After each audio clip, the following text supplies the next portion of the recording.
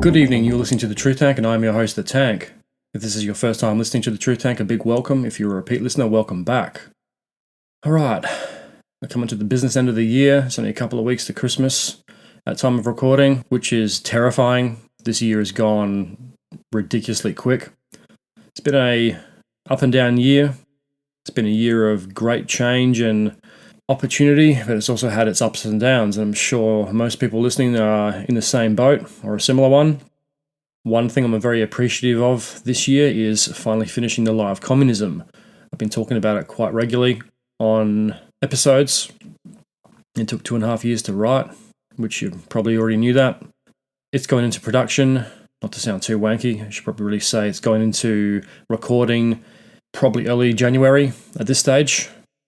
I'm basically recording every Sunday to try and get all the episodes that have become backlogged over the past year. I'm trying to get all of them out and recorded.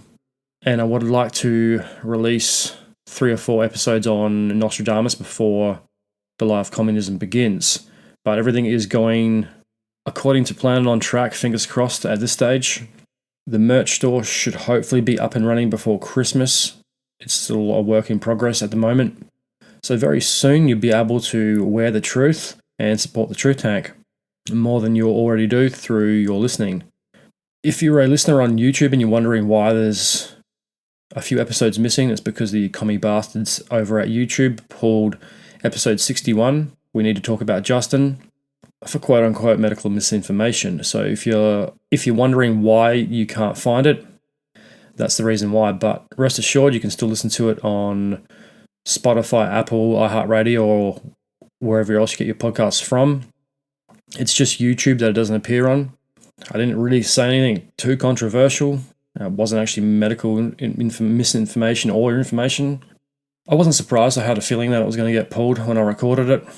It was also ironic that it was an episode I did on freedom of speech, and literally within a few hours of uploading that episode, it was pulled down. But hey, that's just the way these technocracies work. They want to silence the truth because, in the words of Jack Nicholson, they can't handle the truth. Or they're being paid exorbitant amounts of money by pharmaceutical companies to push an agenda. But that's getting a bit off topic. So, let's get back to the focus of the show. On tonight's episode, we're going to be having a look at probably one of the most unnecessary sequels ever made, and that is Gladiator II. Do you battle with things like anxiety, depression, and other mental illnesses? Hey, me too. Come on over, we can be besties. My name is Mikey on Mute. Join me on my new podcast where I talk about mental health, breaking toxic masculinity, and opening up the conversation. You can find me on Spotify, Apple Podcasts, and YouTube under Mikey on Mute Podcast, where I'll tell you my story, as well as the stories of others, get perspective, and see where we can grow. Are you one of the cool kids that's on TikTok? Hey, me too. Search out Mikey on Mute to see show clips there as well. I really look forward to hearing your story and opening up the rest of this conversation. Talk to you soon. Gladiator is one of my favorite films. I remember seeing that in the cinema when it came out, and that was, fucking 24 years ago now, which is just astonishing to think of that it's been out for that long. That movie has really held up, or should I say that film has really held up over time. It's still as powerful today as it was 20 years ago. I was in year 8 of high school back then. My dad took me and my brother to see it during the school holidays. The 2 big movies at the time were Mission Impossible 2, which is also nuts to think about because what are they up to, like number 7 of Mission Impossibles? The last one, Dead Reckoning Part 2, comes out next year. And 20 years ago, they were up to number 2. So it's pretty incredible to think that Tom Cruise has just done that entire series of movies for well over 20 years. It's incredible. He'd have to hold the record for playing the same character for the longest span of time. The first Mission Impossible came out in the mid to late 90s. To satisfy my curiosity, I'm going to look it up right now. Mission Impossible released the 26th of June 1996, so there you go. So Tom Cruise has been playing Ethan Hunt for a very long time. He might not have played the same character as much as Chris Hemsworth or Robert Downey Jr. in the Marvel movies. But for the longest span of time, I think Cruise takes the cake. So back to Gladiator. The big movie releases back in 2000 were Mission Impossible 2 and Gladiator. I hadn't seen or heard much of Gladiator. I had seen the posters and I'd seen a couple of trailers and ads for it on TV, but I didn't know a hell of a lot about it. I was interested in history, I always have been, but I don't remember seeing too much advertisement for it. So it was kind of this big epic return to the era of classic Roman swords and sandals film that hadn't been made in a very long time, and at the time there was nothing really like it that had been made. Well, not in a very long time. Hollywood didn't put the money into making things like that because they were too expensive. And this is one of the first big action adventure historical dramas that utilize the latest cutting edge CGI effects and physical props and scenery and production design, and combined all these elements to recreate Rome. Mission Impossible 2, on the other hand, was overhyped and over-advertised. All the kids in my class had gone and seen it. I think I'd seen the first one. I'm pretty sure I had seen it, but this is a day and age before Netflix. The video shops were still around, so you could always go hire a film. I was obviously too young to work. I was still in high school. I had a little bit of money through allowances and stuff like that, but not much. A few years prior, I had been a boundary umpire for a local football club to get some cash, mainly to buy Star Wars toys. But this was at this weird transitional time. It was the first year of high school. Everything had changed. Back then, movies were getting bigger and more digital. There was a lot more use of CGI in films. The 90s were gone. It was the new millennium, or so they say. Big effects movies were in. Deep Blue Sea was one of the first quoted, quote-unquote, $100 million blockbusters of the new millennium, which is a bit of a joke to think about it now, because that wouldn't even cover like a quarter of a typical Marvel movie's budget, where you think the average blockbuster now is like 250 million, 230 million, sometimes more. You look at the cost of Avatar, 300 plus. So 100 million seems like a bit of a joke. But movies were definitely in a transitional state back then. They were still using, well, for a majority, a lot of big action type movies were still using physical backgrounds and scenery and props and blending it with elements of special effects, like Deep Blue Sea. The lab and the old submarine base, whatever they call it, was very physical, but the sharks were pretty much all CG and puppet. When you look back at it, it's actually pretty horrific. Like the CGI in that movie was not good, but at the time it was cutting edge. Gladiator has held up much better. Some of the visual effects scenes in that are still pretty good even by today's standards. And that was really the first time like big digital crowds had been used on that scale. And when you look back at it, Gladiator is definitely a transitional film and really does mark the start of a new kind of film. It also marked the triumphant and glorious return of the ancient Roman swords and sandal epics from bygone eras. It was a big gamble for Universal to take. This type of movie hadn't been made in decades, or if it had been done on a much smaller scale than what Ridley Scott was doing in Gladiator. Gladiator was released on May the 5th, 2000 in Australia and May the 12th internationally. And surprisingly, it only cost $103 million US to make, which is a fraction of today's movie budgets. And when you think of how well that movie has stood the test of time, that $103 million doesn't seem like very much. It also cleaned up at the box office and the Academy Awards. It won 5 Oscars, including the coveted Best Picture, and rightfully so. As I mentioned in the opening, Gladiator is one of my favourite films, and I think it is one of the best films ever made, period. It's definitely in the top 100 greatest films of all time. There was nothing to compare it to and nothing really like it at the time. Many films have tried to copy it over the years, but they've all missed the mark. There was something very special about that film, just the time period, the era it was made, as I mentioned, the transitional state of the world and film in particular. I was in high school in year 8. Media was changing. The VHS was out. DVD was coming in. I do remember getting Gladiator, I think, on VHS. or it might have been one of the first DVDs I brought with my own money. I think I did get it on DVD originally. I think by that time, DVD was really making a big push to become the new dominant form of media, or film media anyway. I'm pretty certain I had it on VHS. I used to watch it all the time after school, and then I got it on DVD a year or two later, the double disc, chunky, old school DVD cases that they used to make.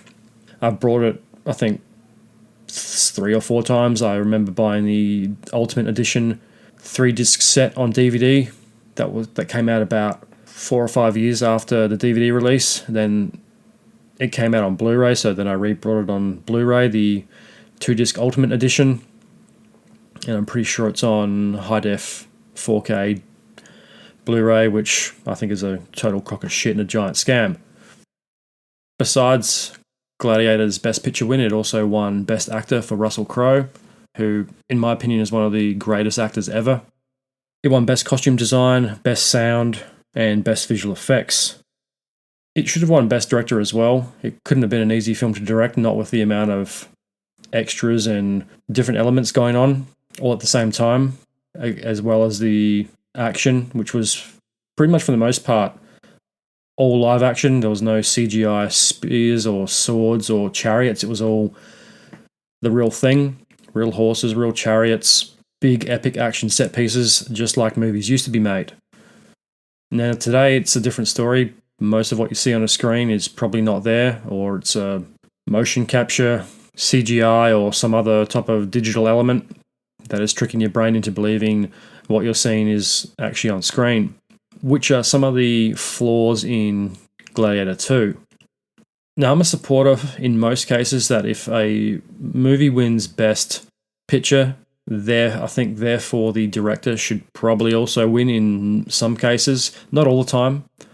If you direct a Best Picture, doesn't that in a way say that, well, the director was obviously of a certain skill and caliber of that year, who put all these things together to make this film that good that it won the Best Picture, but the director misses out. And in this case, I think Ridley Scott really was the deserving Best Director winner of that year. It went to Sam Mendes for American Beauty. American Beauty is a good film. It's just, in my opinion, nowhere near the same caliber as Gladiator. It was a well-directed film. Once again, I don't think it holds up to what Ridley Scott did with the first Gladiator. Before I get too ahead of myself and I go down a further Gladiator Oscar rabbit hole, I should probably conclude the tale of seeing it in the theatre back in 2000. So it was the school holidays. My dad took me and my brother to the movies to see one of the 2 big releases. Well, they were pretty much the only releases during that month. My brother and I voted to see Mission Impossible 2 because that was the big popular film that all of our friends at school had gone to see. But my dad isn't the biggest fan of Tom Cruise, and I think his words were along the lines of, I'm not watching a film with that dwarf in it. Now, me personally, I love Tom Cruise, so his words, not mine. So if Tom Cruise, if you ever hear this, love your work. I'm glad we listened to his advice and we went to go see Gladiator instead, because it was an incredible film. I still remember seeing it in the cinema. I remember what it felt like when that movie ended, just how dramatic and moving it was. And I was only still young and probably didn't get all the metaphors in it. But Ridley's directing and the story and the acting was all so perfect in it. It makes you completely buy into being back in ancient Rome. Russell Crowe is a Roman general and a gladiator. There's no part of that film where you ever doubt that. You completely believe that he is what he is portraying. Same with everybody in that film. Joaquin Phoenix is brilliant. He should have got an Oscar as well for Best Supporting Actor.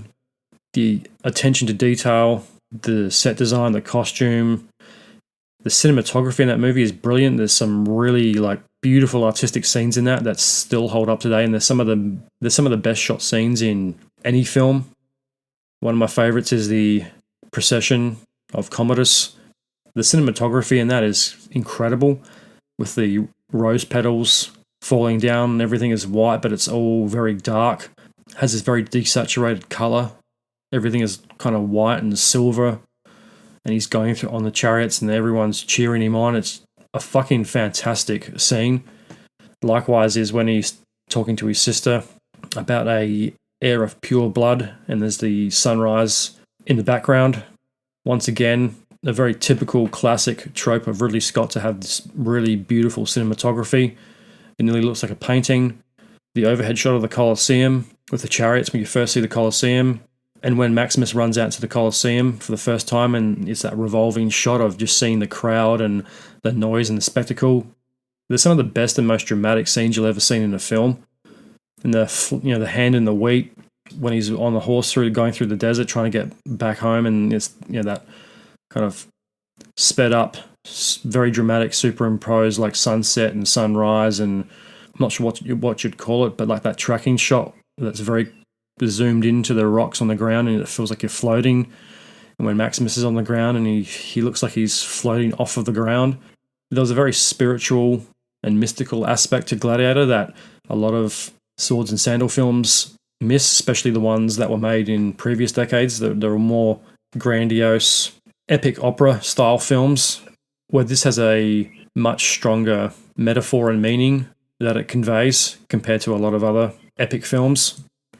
There's other great shots in that movie too. The mace swinging around in that first provincial gladiator battle when they're all lined up, and there's just that noise and the excitement, and the dust is falling through the cracks in the floor from the crowd above, stomping their feet. I remember when I was watching it, that was one of the scenes that really got me. Like, I hadn't seen anything like that ever before. When they're just in that corridor and there's the light coming through the door, and you can just see that mace being swung around. That was such a fucking epic scene. I hadn't seen anything like it before. It was, once again, another classic Ridley shot. Just the contrast of darkness and fear and anxiety and tension that was built up in that corridor when the gladiators are waiting to go into the ring, and all that light coming through the cracks, the noise, the stomping of the feet, the dust coming through. Maximus's face just basically says it all. He just is at a point where he just doesn't fucking care. That tension builds, that mace is swinging around, and it makes up the soundtrack in a way where it just goes around and around, and it has that whooshing sound, and then there's that second pause and the gates open. It has this overexposed quality to the lighting. You're nearly blinded for a second when they run out, and then the guy gets hit in the face with the mace. Then you're out into the bright, overly lit, savage world of the arena. Another great scene is when he gets stabbed in the lung, and then they're going up to the arena from the depths of the Colosseum, and all the rose petals are falling down. Another classic Ridley shot. Then they're out into the arena, and once again there's this huge emphasis on this like overexposed light. Everything is white and beige. The Emperor's armor is gleaming in the light. There's the rose petals on the sand in the arena. Maybe a bit of a metaphor for blood and what is about to happen. Another great scene, the Praetorian Guard circling around them, the crowd. The cinematography in that movie is fucking fantastic. It's one of my favorites. There's also the movie that brought to my attention Ridley Scott and Russell Crowe, but I became a very big fan of Ridley Scott after that. I would see all of his movies, and I discovered that he made Alien, Blade Runner, Thelma and Louise, and a whole bunch of other movies that I'd heard of but probably hadn't seen. I think I'd seen Alien at that point, or maybe I hadn't. I'm pretty sure I'd seen Blade Runner. I was very familiar with Blade Runner. I don't know if I'd seen the whole thing back then. A friend of mine's mum used to love that film. She used to watch it all the time, and I remember seeing the end of it. She was watching it one day. She was always trying to deconstruct and analyze that film, especially the ending. I've been talking about Gladiator for so long, I forgot that this is supposed to be a review on Gladiator II. I want to go watch Gladiator again after this.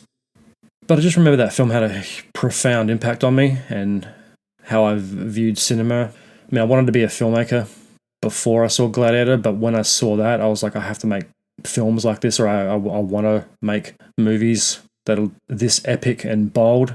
Combine that with the love of history. It really gave me this motivation to try and pursue film even more. I wanted to be a director. I don't like saying filmmaker. It's a bit pretentious because no one really makes films anymore. Filmmaker was literally the term used for the editor because they used to literally make the film. They'd cut it up and stick it together and construct it in a lineal film. But I'd always wanted to be a director. ever since I saw Jurassic Park and really knew what movies were. It would be the best job just to create vibrant worlds on a screen when you can kind of just do your own thing and create your own world and environment and fill it full of characters. But when I saw Gladiator, the epic stake went up. I mean, there'd been epic movies before, like Saving Private Ryan, that I loved when I was in school. But being transported back to ancient Rome, that was really the first big film that I had seen at that point.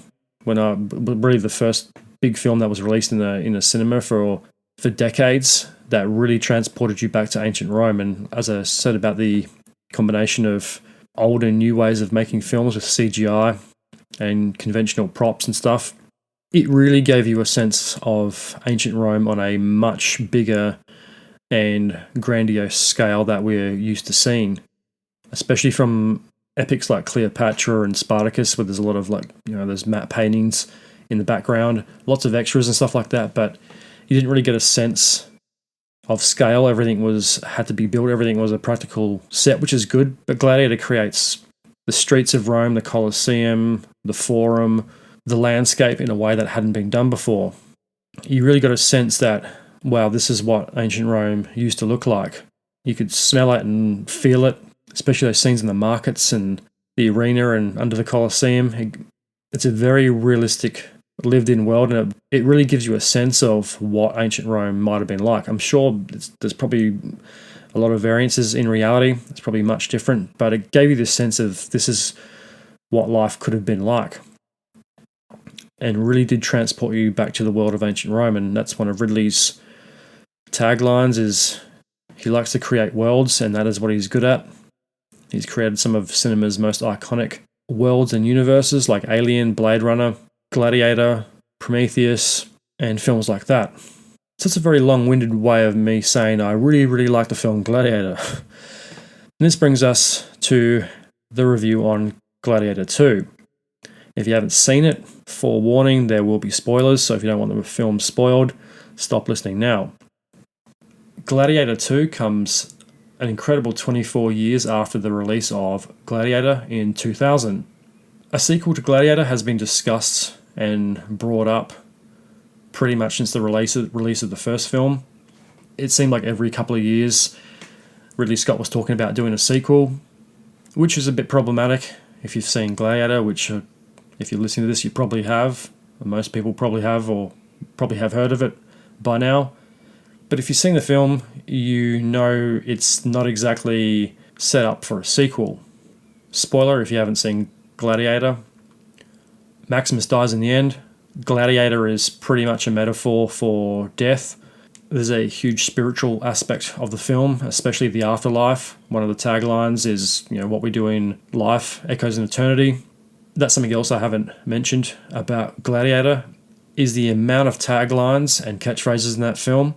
A lot of those iconic lines in Gladiator have been said in daily life and have become sayings that pretty much everybody uses. And this is a day and age where the action heroes of the 80s had pretty much gone the way of the dodo. They weren't making those type of films anymore. The big action films of the 80s were the ones that had all those catchy taglines like "I'll be back," "Hasta la vista," "Stay frosty." Then this historical epic comes along in 2000 and has probably more taglines in it than your favorite 80s action film. Whether this was intentional or not, who knows? I don't think it probably was. I think they were just epic lines that the writer probably thought sounded good and obviously fit the story. But right from the get-go in the first film, the catchphrases start. If you find yourself riding in green fields with the sun on your face, you're in Elysium and you're already dead. On my command, unleash hell. What we do in life echoes in eternity is probably one of my favourites. Then there's the very iconic "My name is Gladiator. Husband to a murdered wife, father to a murdered son, and I will have my vengeance in this life or the next." It's one of the fucking best lines ever uttered in a film, full fucking stop. The power and intensity that Russell Crowe delivers those lines is fucking terrifying.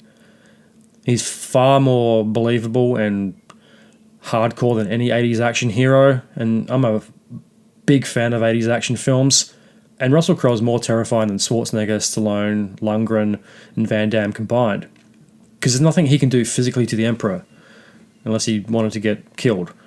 He's got the arrow in his hand. He hates the Emperor, and this is obviously the moment where he is going to reveal himself to the Emperor that his plan failed and he's been alive the whole time. It's about halfway through the film, and this big reveal is obviously going to put a huge bullseye on Maximus's head. The Emperor knows he's alive, and then when he turns around, he's kind of got his head tilted down, looking at the ground, and he looks up and just stares him straight in the eye. He's pretty much eye-murdering the Emperor. Every line he snarls at the Emperor is 100% believable. Russell Crowe is so fucking intense in that scene. Joaquin's reaction is perfect. He is shocked. He's literally speechless. He does not know how to act or feel. This is his big tough Emperor with all the power of Rome behind him, ordering a slave to turn around and reveal himself to him. He does, it doesn't go his way, and he realizes that his plan to murder Maximus at the start of the film has epically failed, and the whole threat to his reign and the little scam that he's pulled over Rome is in jeopardy by Maximus being alive. And as I said about him eye-murdering the Emperor, he is tearing him apart with his eyes, just with that fucking look, snarling those lines at him. He's looked at it, he's got that death stare towards the Emperor, but it's not over the top. It's not like it's ultra tough or he's trying to intimidate him too much. It's a very realistic situation. Maximus's point of view probably would have been scared shitless at the same time. He's surrounded by the guards. He doesn't know if he's going to get out of it alive. And now he finally has to reveal himself to the Emperor, realizing he's going to put a huge target on his head. And this goes back to that scene with Lucius when he talks to him in the cell and he puts his hand on his head and he explains who he is, and Maximus kind of gets a bit wary that the Emperor's in town, and he kind of drifts back into the shadows and realizes that he might be being watched by someone who probably knew him and will report back to the Emperor. There's a lot of that classic Roman espionage and intrigue going on in the first film, which is one of the elements I absolutely loved. And it just takes the film to a whole new dramatic level. That movie is so well written and directed and acted. It's nearly a perfect film, and the director's cut expands on that. If you haven't seen it, it's worth a watch. It's obviously longer, but it fills in a lot of the blanks. And yeah, Russell Crowe is an absolute beast in that film, and he also sets the benchmark for on-screen masculinity, which hadn't been seen in a while. This is an age where the 80s action hero is well and truly dead. Those movies aren't being made. There isn't the shirtless, muscle-bound, roided-up foreigner with the headband all oiled up, shooting 2 machine guns in each hand, taking on an army by himself. Russell Crowe redefines and resets the benchmark for male masculinity on screen. He's not ultra ripped or ultra muscular. He has a very realistic portrayal of what you'd expect a Roman general to look and act like. And he's a beast in that movie. He's just not this roided up bodybuilding freak show that we're used to seeing from the earlier 80s action films. His physique is very much grounded in reality. What you'd expect people to look like back then. Russell Crowe was jacked in that film. I'm not saying he wasn't. He has a very realistic physique, which I think works a lot better. He doesn't have the bulging arms and six-pack, because I don't think people back then would have. Well, maybe they would have, but that wouldn't have been everybody. I don't think a Roman general would be too concerned about doing their sit-up routine in the morning when they've got an army to run. Obviously, fitness it would have been a big thing, but yeah, not the roided up freak shows. And really, like, if you've got abs, you don't have friends or you don't have a life. So Russell Crowe comes along, a relatively unknown actor at that time. He'd done some bigger films, but this is his first giant, big blockbuster. He redefines on-screen male masculinity, and that legacy still lives on today. Maximus is one of the most masculine characters in cinema. He'd definitely be one of the top 10, top 20 masculine male characters. How many kids have been called Maximus? Maximus was one of the toughest names from the 2000s onwards because of Russell Crowe. Another thing I loved about Gladiator and brought to my attention was Hans Zimmer's soundtrack. It's haunting, it's moving, and even at a young age, like, the message from that soundtrack is instantly conveyed. Those final scenes in the Colosseum, "Now we are free, I will see you again, but not yet," with that music playing, and when Juba buries the figures in the sand is one of the most movable scenes in the film, and for any film for that matter. There's so many things happening in it. There's the sadness of Maximus's passing, but also the, not joy, but the optimism that he is now a free man. All the people that fought with Maximus are now free. The dream of Rome is slowly being realized. The emperor is dead, and there's this new opportunity of a better day, which is another classic line I didn't mention. I will see you again, but not yet. Now we are free. Honor him. There was a dream that was Rome. That movie is full of one-liners, but not in the corny 80s sense, but really dramatic, meaningful one-liners that hadn't been seen in a film for a while. The movies in the 90s didn't have a lot of one-liners. I mean, there were, but they were really reserved for action films. This is like the first historical drama that had more one-liners than most 80s action films.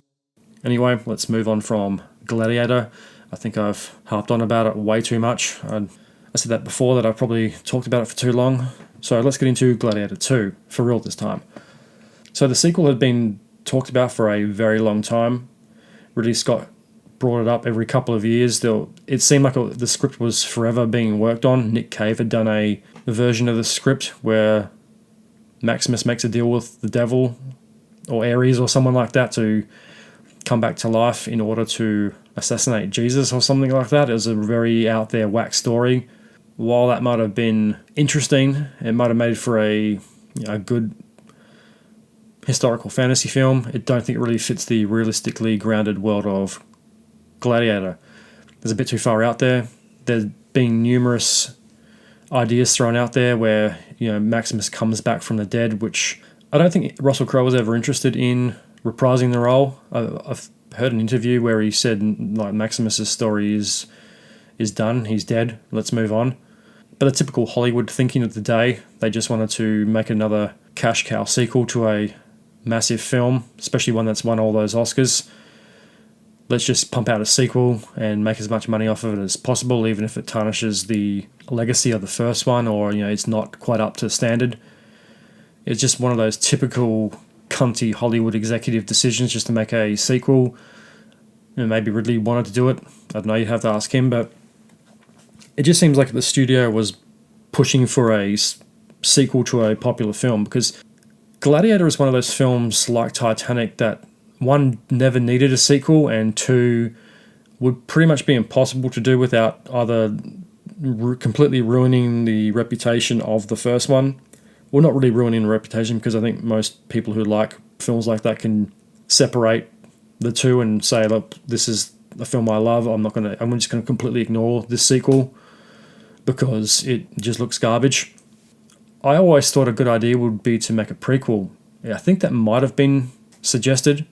Obviously, you couldn't call it Gladiator. You'd have to call it Maximus, but that would have been a great way of getting the character back and expanding on the story, but at the same time, probably unnecessary. I think Russell Crowe did a good enough job portraying who and what Maximus was, and I don't think he was ever really interested in doing it.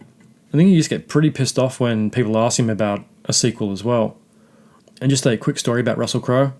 About 10 years ago, Russell Crowe made a movie called The Water Diviner about World War I. A man goes looking for his sons in Turkey who were involved in the Gallipoli landings. Some of that movie was shot in my home state on the coast. I had done an acting class at that time. The acting agency I did the course with provided extras, speaking and non-speaking, to movies and TV shows that were being made in the area, and one of them was The Water Diviner. So I got a phone call about being an extra in that film, so I would have got the chance to work with Russell Crowe, and I say would. I was to play a dead Australian soldier on the Gallipoli beaches. Apparently the casting people had wanted someone more my size. Basically the role was to play a dead, bloated corpse, pretty much. I was a little heavier back then than I am now. A lot of roles for the World War I movies and TV shows back then were for skinnier guys, because people were a lot smaller back then. The centenary was coming up. I went to Gallipoli in 2010, and that was the 95th anniversary, so the 100th was coming up 5 years after that, and all those movies and TV shows were being made to commemorate the 100th anniversary of the Gallipoli landings. And if you're listening in overseas, the Gallipoli landings were the invasion of Gallipoli in Turkey by the Anzacs, the Australian and New Zealand Army Corps, during World War I, which is a topic for another day. So anyway, I got a call to be an extra in that film. Filming was to take place on Tuesday. I got the call, was it Wednesday or Thursday? It might have been Friday. I think it was Thursday morning I got the call.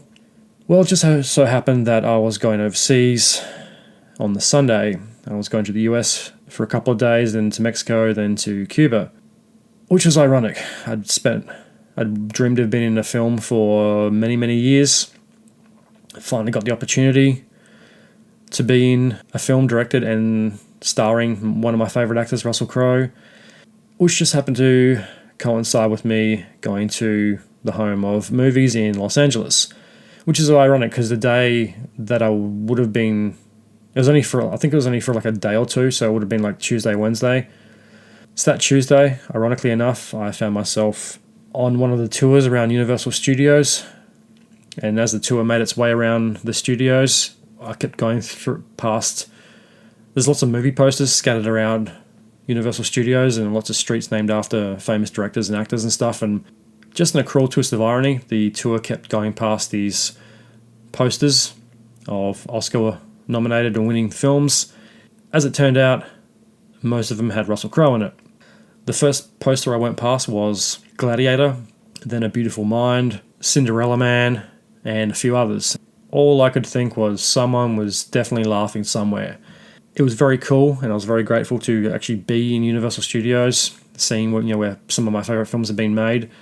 But at the same time, I just couldn't help but thinking, if I hadn't gone on the trip, I would literally be working or being directed by, I shouldn't say working because wasn't an actor, it was just an extras role. I would have been directed by one of my favourite actors. Someone I used to work with had a friend who got the same call, and he was to play a dead soldier as well. So he probably got the role that I turned down. I even tried to postpone the trip or fly out a few days later, but we had all these tours already booked through Mexico. It was about February, so it's probably a busy time of year.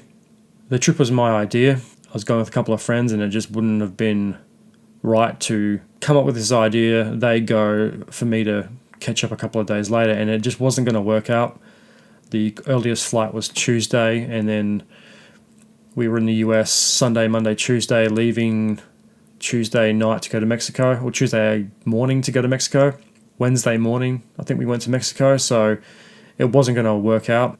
It's one of those shitty things in life where you have this golden opportunity offered to you to do something that you've always wanted to do, in my case, be in a movie, offered to you, only to have it taken away, and you kind of realise years later that it just wasn't meant to be. As shitty as it was, it would have been really cool to be in it, but obviously it's just not how it turned out. So, another long-winded story.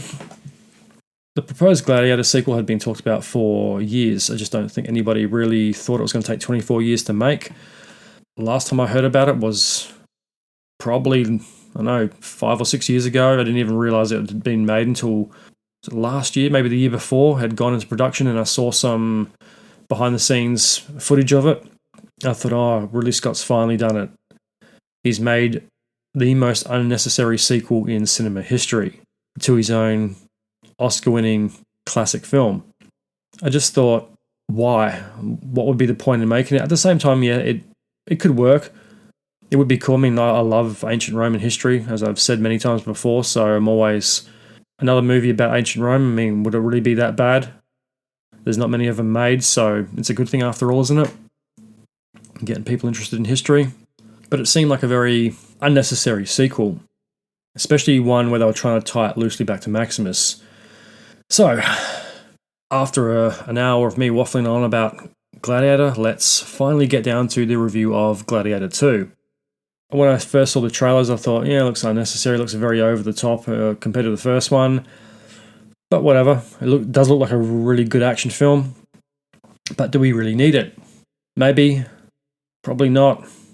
So as you probably know by now, I love Roman history. In my opinion, Rome was the first industrialized nation.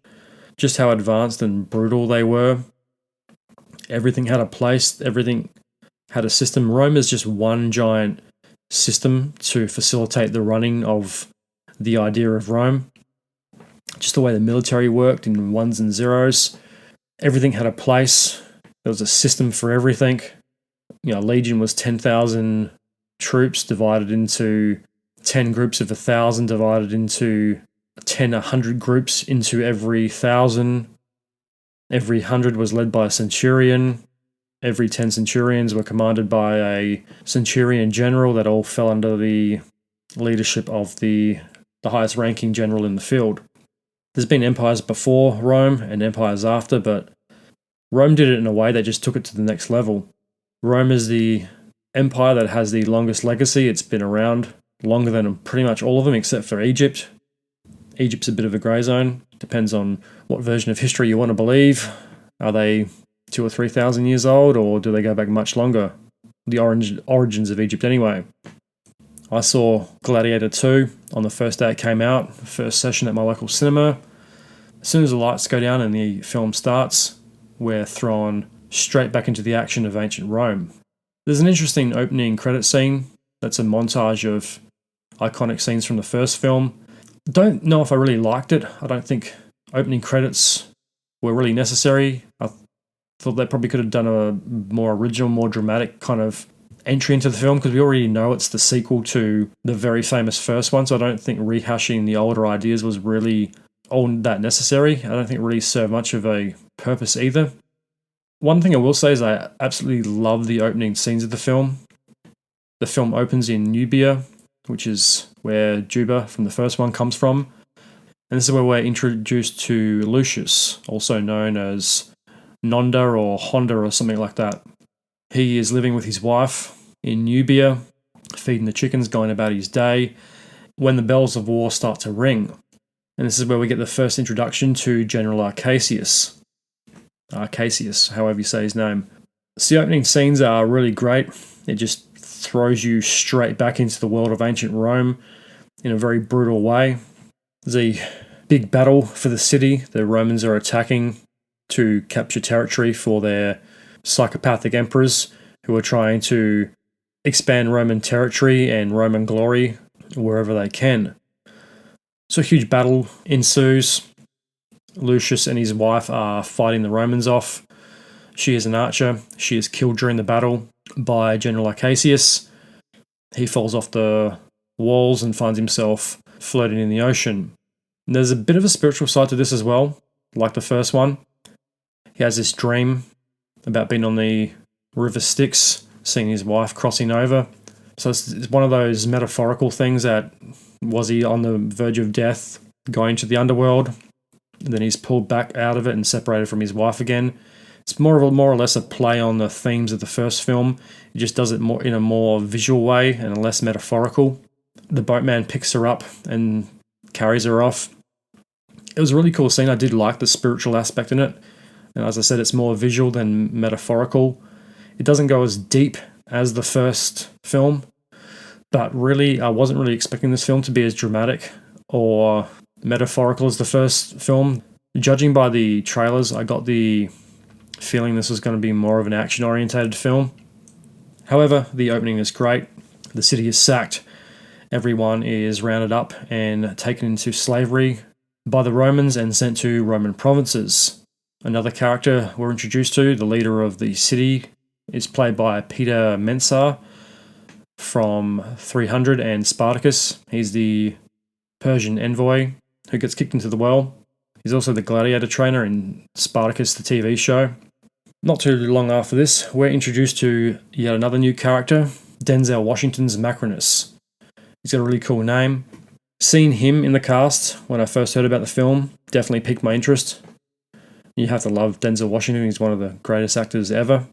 The only problem was his accent was very annoying. I didn't realise there was too many American accents floating around ancient Rome, which was a bit disappointing from an actor of his caliber. I thought he would have gone the extra mile and done an accent, because he could have had fun with it. He could have done a number of accents, because Macrinus's character and his background especially are shrouded in mystery the entire film. So he could have really played a different and more mysterious angle to this character. He could have even changed up the accent to throw you off where he was from, because he's a very flamboyant and out there character. I did really like Macronus. I think he was the most interesting character in the film, and it's pretty early on into the film you realise that this is going to be the Denzel show, and by the end of the film he pretty much steals the show. But this is let down by the accent, and the reason I find this such a big issue with the film, usually when you see swords and sandals movies and actors don't really bother to do the neutral English accent, or try to make it sound a bit more Shakespearean in a way, like in Troy, when all the actors have that kind of neutral English accent that they sound like they're a theatre actor in the East End of London. It's more of a neutral English accent. It has a bit more of a Shakespearean quality to it. When you see that in a Swords and Sandals movie like this, where an actor doesn't do it, it kind of, well, to me anyway, it kind of says that they're just not really taking it seriously, or it's the subject matter of the film is not worthy of a more taxing, dramatic performance. So I'll just stick with my normal accent and coast by. That's a big factor in the first film, is everyone has that neutral, very old-fashioned accent. Maximus has it. Joaquin Phoenix does it in his portrayal of the Emperor. He has a very interesting accent. It's nearly juvenile in a sense. He's very immature and over the top of the way he speaks. So I was a bit disappointed that Denzel doesn't kind of go the same way. So Macronus is a slave owner who buys the slaves from the Romans to fight in his gladiator troupe. He owns a lot of gladiators. He fights in the provinces and is trying to make his way back to Rome to make more of a name for himself. He's a very ambitious and somewhat deceptive character. I did really like him. He's, like I said, he's one of the more interesting characters in the film because he has such basic motivations, but Denzel does a really good job of hiding what they really are. When you first meet him, you think it's just all about the money and the prestige. And then later on, it's more the power that comes with that. But is this a natural evolution with the character, or did he always have bigger ambitions than what he makes known to the characters in the film? So Lucius is among the fighters he acquires, and early on he suspects that there might be something different about Lucius. He can see the rage that he has, and Lucius is played by Paul Mescal, who I hadn't actually seen in anything prior to this. I know he does some TV show, but I haven't heard of it. It's one of the few movies I've actually gone in blind to an actor. I had no idea what to expect with him. He does a very good job of playing Lucius. He does the physical stuff very well. Ultimately, I think he does miss the mark a little bit, especially when it comes to the rage. The rage is sometimes there, and other times it's not. He's not miscast in the film. I just think there's something in the performance that was missing. He does a very good job, but there's just that one element I think that's a little off. But that also might just be the editing of the film. And unfortunately, Gladiator II does get a bit messy. It kind of starts off as a revenge tale, much like the first one. And you kind of get this sense that it's going to basically follow the same basic story arc as the first film. Maximus's wife is killed. Lucius's wife is killed. Blames it on the Romans. And he goes on this inadvertent, unorthodox quest for revenge. Because it's not a traditional revenge tale in the sense that the hero or the protagonist of the film tries to track down the antagonist and then take them out in an epic fight. Both characters, Maximus and Lucius, are sold into slavery and used as an opportunity to take revenge on the one that has wronged them. Maximus is a bit more, he didn't really have much of a choice. He was injured. He finds himself in a troop of fighters, and then the idea is put to him that you can win your freedom if you survive in the games and if the crowd loves you, because it's that idea of Rome, that Rome is the people, and if you're popular with the people, you get a bit more freedom, which is why Commodus says in the first film that he can't just kill him and be done with it, because then the people will turn on you, and it's all about keeping the people happy. Hence the point of the games and the old analogy of bread and circuses. This is a similar thing. He's taken by the Romans, he doesn't really have a chance to get out, but then he's sold into slavery, and Macrinus puts to him that you have a lot of rage in you, but what do you want? Where can you direct the rage? And he tells him that he wants the head of General Acacius. I'll probably say Acacius or Arcanius. Probably get that name mixed up a few times before the end of the show. So he has this direction to direct his anger at. So he's got this revenge plot that's brewing. So as I said, it kind of starts off as a unorthodox revenge tale, like the first, but minus the betrayal and conspiracy behind the scenes. So now we come to the first fight in the film, and I have to say that this is absolutely fucking ridiculous. And this is the baboon fight. It's about as realistic and as intense as pigs flying. And unfortunately, I think this scene in particular really damages the credibility of, the dramatic quality of the film. It's absolutely ridiculous because you all know, like, humans could not fight a baboon. Baboons are fucking psycho. They have these giant canines and claws, and they will fuck anything up. I mean, they attack lions, for fuck's sake. So how's a human possibly supposed to defend themselves? And this is much like the mace swinging first fight from the first film, just minus the tension. The gladiators are underneath the provincial arena. There's the foot stomping and the dust and all this build up and tension and sound, and you can hear the baboons going off. Then the gladiators are just thrust out into the arena. No weapons this time. They're just more or less chained. The baboons come out. There's a very evil looking shaved baboon. A lot of people get killed. Lucius fights the baboon. He more or less gets it in a headlock and breaks its teeth with the chain, and he bites it. Don't think he got bitten, but he got scratched by it, which is completely over the top. And unfortunately, this scene comes pretty early in the film, and it sets this kind of precedent that this is just going to be an action film, because no matter how dramatic it is after that point, it just can't be taken realistically. And I'm sure there was animal fights, but not like this. I mean, I don't think you could really successfully trap a whole troop of baboons. They're an insane animal. They're powerful. I don't think it would be very easy to catch them today, let alone back then in wooden cages. I watched a documentary about them when they rip open car doors and sunroofs and steal people's belongings and run off with them, and there's nothing you can do. They're too big and powerful, and yet this dude has just got one in a headlock, chowing down on its arm, which was really, it was entertaining, and yes, it's obviously a movie, it's for entertainment, but that historian side of me also says that that's not realistic. It's a bit over the top. Just to up the stakes, there's a guy with a blow dart blowing darts into the baboons that are making them even more crazy. And the baboons are motion capture, CGI, and it's not that good. Like, compared to films like Planet of the Apes, it's really like cheap looking CGI. I mean, it looks okay, but this movie would have cost a lot of money, and it's let down by this very kind of old school looking motion capture. And that's the biggest problem, is there's no tension to this or intensity to this fight like there was in the first film. And this time it's like Ridley Scott is just putting all the shit in it he couldn't do the first time. Let's just have more animal fights. Let's have him fight a primate this time instead of a tiger. And it just seems like he's trying to put all these ideas that he couldn't do in the first one, mainly due to it being unrealistic and the technology wasn't there. Now this time around he's got the resources. He just seems like he's doing it and trying to make it, that's cool, let's do it, let's put baboons. It just makes it more interesting. But yet I think it does damage the credibility of the film a bit, because the start of it's just really intense. It's really good. I love the start of it. I wished it went for another half an hour.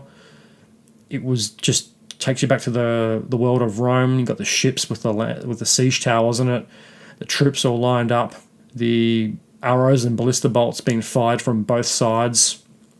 It's great. The guards behind Acacius with the masks with the teardrops and the lion skins over them. Really cool, really intense opening, and a great way to break a bit of the stigma behind the first film and create its own separate identity and just drop you straight back into the world of Gladiator. But unfortunately, we're kind of taken out of that with this ridiculous baboon fight. And then, one of the baboons is choked, and then abruptly the fight stops, and then it's the next scene. Well, how do you get out of a situation like that when you're fighting 10 guys fighting I know, I think 6 baboons or something like that. It's just a bit like in the first one, they kill all the other gladiators. The crowd cheers. You're kind of figuring out how this system works. Please the crowd, and the crowd gets behind you, and then you get more power and leverage to seek out your revenge plot, or whatever the character's motivations might be. This is where Macrinus sees the potential in Lucius, and then he gets this nickname of being the monkey biter. So after this epic fight, it kind of cuts. That's the end of that scene. Then we're off to the next one, which is a bit annoying because this is a recurring problem with just abrupt endings to fights, where in the first one there's always a conclusion, either everyone was dead or the crowd was pleased, and there's a transition from the end of the battle to them going back to the tunnels and the dramatic music and stuff, and there was more of a transitional conclusion to those fights and those scenes. But in this, it's very abrupt. It's like, yeah, cool, that we've seen enough. Yep, that's enough ridiculousness. Cool, cut it. Let's go on to the next idea, and then the next idea. We got to keep this movie rolling along, otherwise it's going to be 4 hours. And that's one good thing about the film. The film is not boring. It flows very well. I mean, it's not perfectly edited, but the editing is good nonetheless. It keeps the movie moving along really well. It doesn't get bogged down. It's just one thing after another, which does keep the I'd say not so quite the intensity, but it does keep the anticipation up for what's going to happen next. What's the next fight? What's going to happen? So it was very good on that front. One gripe I do have against the movie was the writers seem to have worked out a way to put every iconic line from the first film into the second, which I think is very unnecessary, and I really do hate it when sequels do that. So maybe come up with your own taglines. Some of it's in context, some of it's not. Some of the lines Lucius says just makes it sound a bit corny in places. I think he even says what we do in life echoes in eternity. Well, how would you know that line? Maximus never says it to him. It's just it seems like, oh, well, let's just create this connection to the first film. Just in case you don't know, you're watching Gladiator II, and Gladiator, the first one, came out 20 plus years ago. It just seems unnecessary. They could have come up with their own lines. Yes, sometimes they work, and I think in some places that is good to have that connection. It creates a little bit more continuity, but it's, if it's in context and it does work in the scene, I think that's acceptable. But when you have pretty much the film scattered with iconic lines that sometimes they fit, sometimes they don't, it just seems like the writers were just looking for an excuse just to put those lines in, which was a personal gripe for me. Gladiator training scenes are very cool. Macrinus is a very different gladiator owner than Oliver Reed was in the first one. He's flamboyant and definitely has an agenda.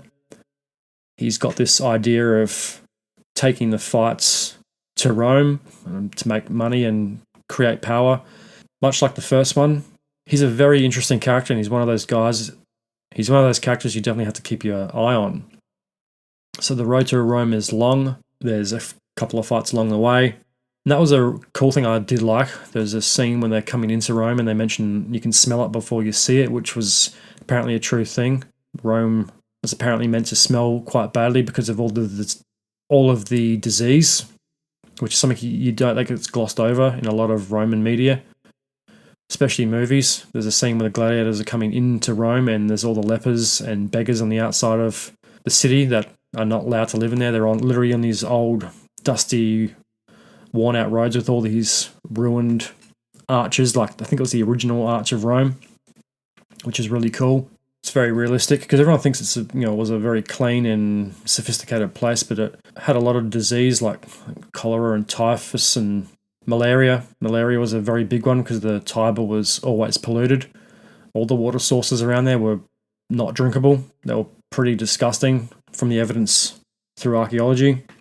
Unlike the first one, Rome is more of a stylized, idealistic version of Rome, where I think this one, the road going into Rome, sets up life in the city and just how corrupted and backwards it had become.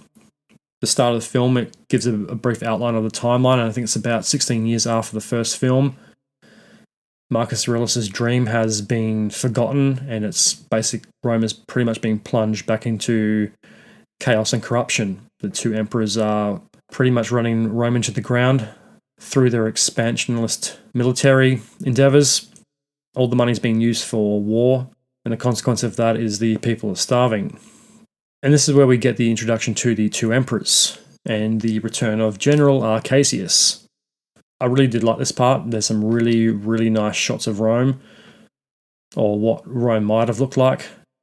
And as I mentioned in the opening, these are some of my favourite shots from the original film. The procession of the emperor coming back into the city. It's very much the same. You see the crowds gathered in the streets. There's a cool overhead shot of the city, the red tiled roofs of Rome, and what the streets may have looked like. And these streets were pretty much the same streets as the ones in the first film, and they pretty much got it spot on. There's that statue I think it's been broken. It's got like a giant foot. You see that quite a lot in the background in the first film, and that makes an appearance. And the columns outside of the big statues and pillars outside of the Colosseum. There are some really cool shots of the Colosseum. It looks very claustrophobic. It's pretty much just the suburbs built around it, or it's being built in the middle of these streets and businesses, and the streets are very crowded and very cramped, which I'm pretty sure is historically accurate. It's around here we're reintroduced to one of the first film's key characters, Lucilla. Arcasius arrives at her house. It seems to be heavily guarded by Praetorian guards or security of some type. Is she under house arrest? Is she not under house arrest? Given the events of the first film, I'd say she probably is under house arrest. One of the emperors mentions that to Arcasius, that his wife is afforded benefits on their behalf. And I didn't really mention the emperors. The emperors are played brilliantly. They're very weak, vain, selfish, and psychopathic characters. Geta and Caracalla. Fred Heckringer plays Emperor Caracalla, and Joseph Quinn plays Emperor Geta.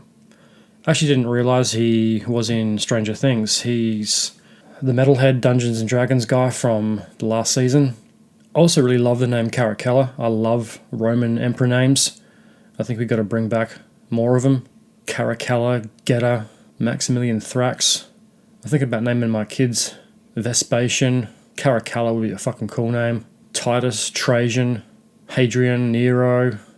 You could even swing for the fences and call one of your kids Caligula. I'm not sure how well that would go down at school, but it'd definitely be a unique name. Longinus, that'd be a good porn star name, I think. That's a weird name. Severus, Scipio, Pompey. The Romans had the best names.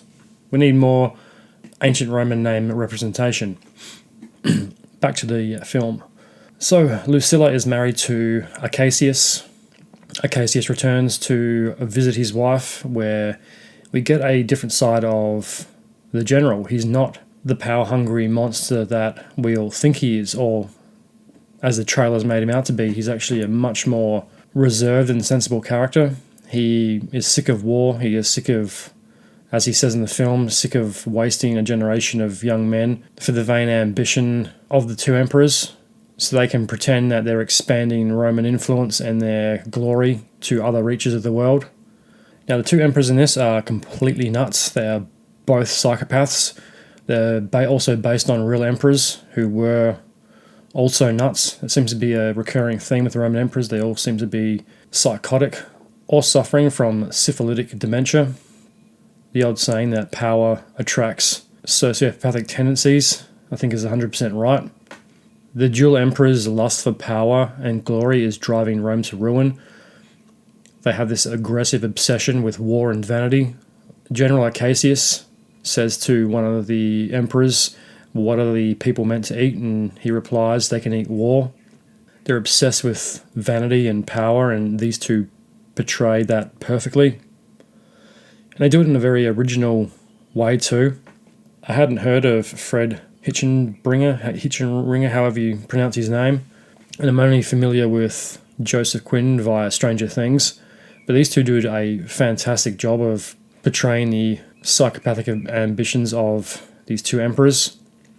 But unfortunately, the real issues with Gladiator II is the writing. The story starts to get very messy, and sometimes you have to go, wait, what's going on again? What subplot are we following now? There's a lot of subplots in this film that do overshadow from the main story and the main purpose of the story, and it can get a bit tricky to keep up with it. And I think the writers were trying to go for a more Game of Thrones-esque style script than the original film. They've packed too much conspiracy and political intrigue into it. I think that should have been dialed back a bit.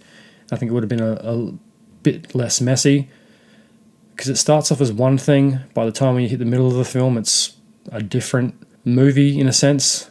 And the third act is a continuation and a conclusion for two completely different story arcs that are vying for the audience's attention. The road into Rome is not a glamorous one, and this is what I was mentioning before.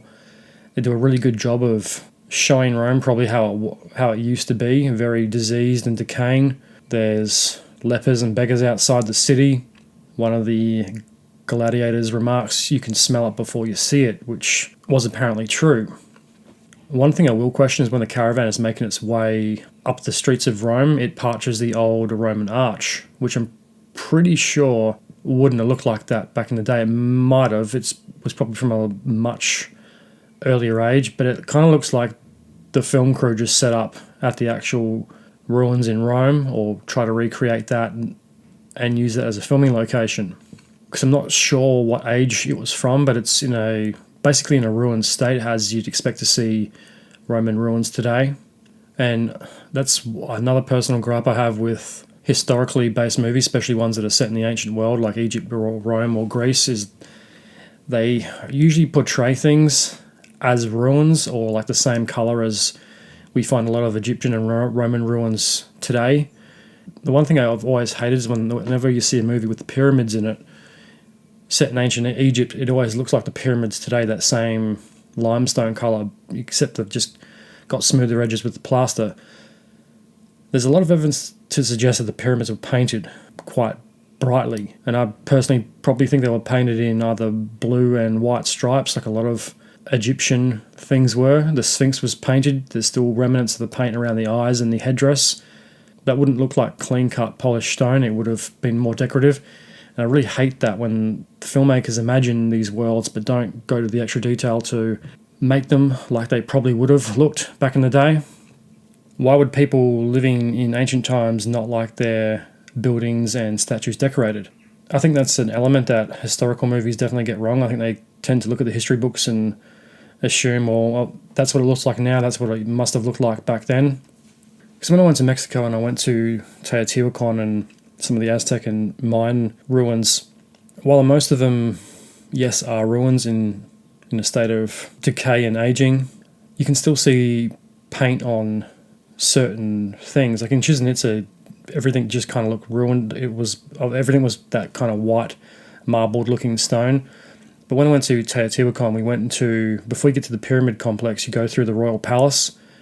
That's got a big bold picture of Quetzalcoatl, the feathered serpent, that goes all the way around the room, up the stairs to this altar where I think one of the priests or something conducted a ceremony or something. Or it might have been a meeting room of some type, but there was steps and like this kind of raised area and a small room, like for a small audience of people, and that led off into the main Aztec king and queen's living quarters, the bedrooms and the courtyards.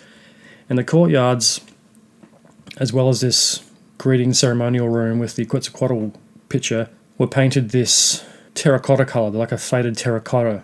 The paint's still all over the walls. It was painted to the plaster when it was still wet, so it lasted a lot longer.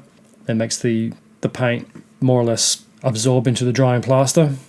The picture of Quetzalcoatl was very vibrant. It was painted in teal and blue and yellow and white, and was still very recognisable, as were the royal chambers that had this terracotta paint all over them. Yes, it was a bit more aged than the chamber because it had been outside in the elements for several hundred years, but it was still very obvious that everything was painted. Maybe the pyramids weren't painted completely, but I guarantee you the surrounding structures and other statues and things like that would have been. It doesn't make any sense why they wouldn't. And especially in Egypt, I think a lot of stuff was probably that blue and yellow. I'd also bet that Rome was probably the same. Probably not the same colours, obviously, but I guess they probably would have had their own colour scheme. I don't think everything would have been quite white and polished, because it gets a bit boring after a while, and that's a problem with Lucilla's palace, especially in the bowels of it from the first film, where the statues of her father are. Everything looks a bit too ruined. There's like a corner with a big oil lantern thing on it that's crumbled. You would have looked poor back in the day because it's pretty much in a ruined state. I don't think that's how it would have looked back then. I think the TV show Spartacus gets a lot of that stuff right with the more colourful interiors, the palaces, the markets, and the store fronts and stuff like that. I do hate it when movies show like ancient cities and stuff looking more or less like ruins.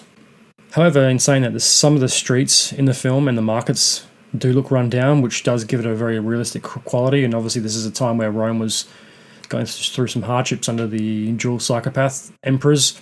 So the Roman people were suffering, so it tends the reason that society is probably going to follow that trend. There's also the gate from the first film that's near the Colosseum, and it looks like kind of like the original Roman arch. It does look like it's from the modern day. I'm pretty sure it is a modern day ruin, or one that looks pretty close to it. And that was the annoying things with the scenes in the Colosseum, is there's a lot of ruined areas of the Colosseum as well, because you think of it like today, a modern sports stadium or building, you might have those ruined areas that look ruined or run down, but after a while they either get fixed or pulled down. There's some parts of the Colosseum that look same thing, like where the fire braziers are on like the corners of a building or something. They look very decayed and crumbled and in a state of ruin, more or less like you'd expect to find them today, not couple of thousand years ago, because you can't tell me the Roman Empire didn't have enough money to take out building repairs. It seems a bit preposterous that they wouldn't have. And something as important as palaces, the Senate or the Colosseum wouldn't have been repaired because they would have got some heavy use, because just in the main arena it would have gotten damaged pretty much every time there was a fight. There's a cool scene with Macrinus and Lucilla. Macrinus is definitely making some big power moves as soon as he gets to Rome. There's a cool Marcus Aurelius quote that he quotes to Lucilla, which is obviously her father in the film. He says to her that he has read her meditations, which I think most people probably know about Marcus Aurelius' meditations. It's on my list of things to read. I'm a big follower of Stoic philosophy. I do like Marcus Aurelius. He had a very interesting outlook on life. The quote is about revenge. It goes something like, "The best revenge is to be not like he who inflicted the injury." Definitely gives a little more insight into Macrinus and who he might be. It goes a bit past Lucilla. Her palace is pretty cool. You see, she's got a koi pond. I'm not sure if that was historically accurate, but it does look cool on film. She has some very colourful birds flying around and lots of fountains and ponds. So Macrinus introduces Rome to Lucius, where they have a gladiatorial combat for their amusement in one of their parties. And during this party, you get a glimpse of a giant rhino head on a platter where guests are shaving the horn down to either drink it or snort it or do something with it. There's a lot of animal cruelty in this film, which I wasn't really surprised about, but it definitely seems that Ridley Scott has something against rhinos. I don't know if that was supposed to be an anti-poaching message. I mean, is there supposed to be a message here, or does it just look good? Because I get the feeling from this film that Ridley Scott was just putting a lot of shit in that looked good, rather than it serving much more context than that.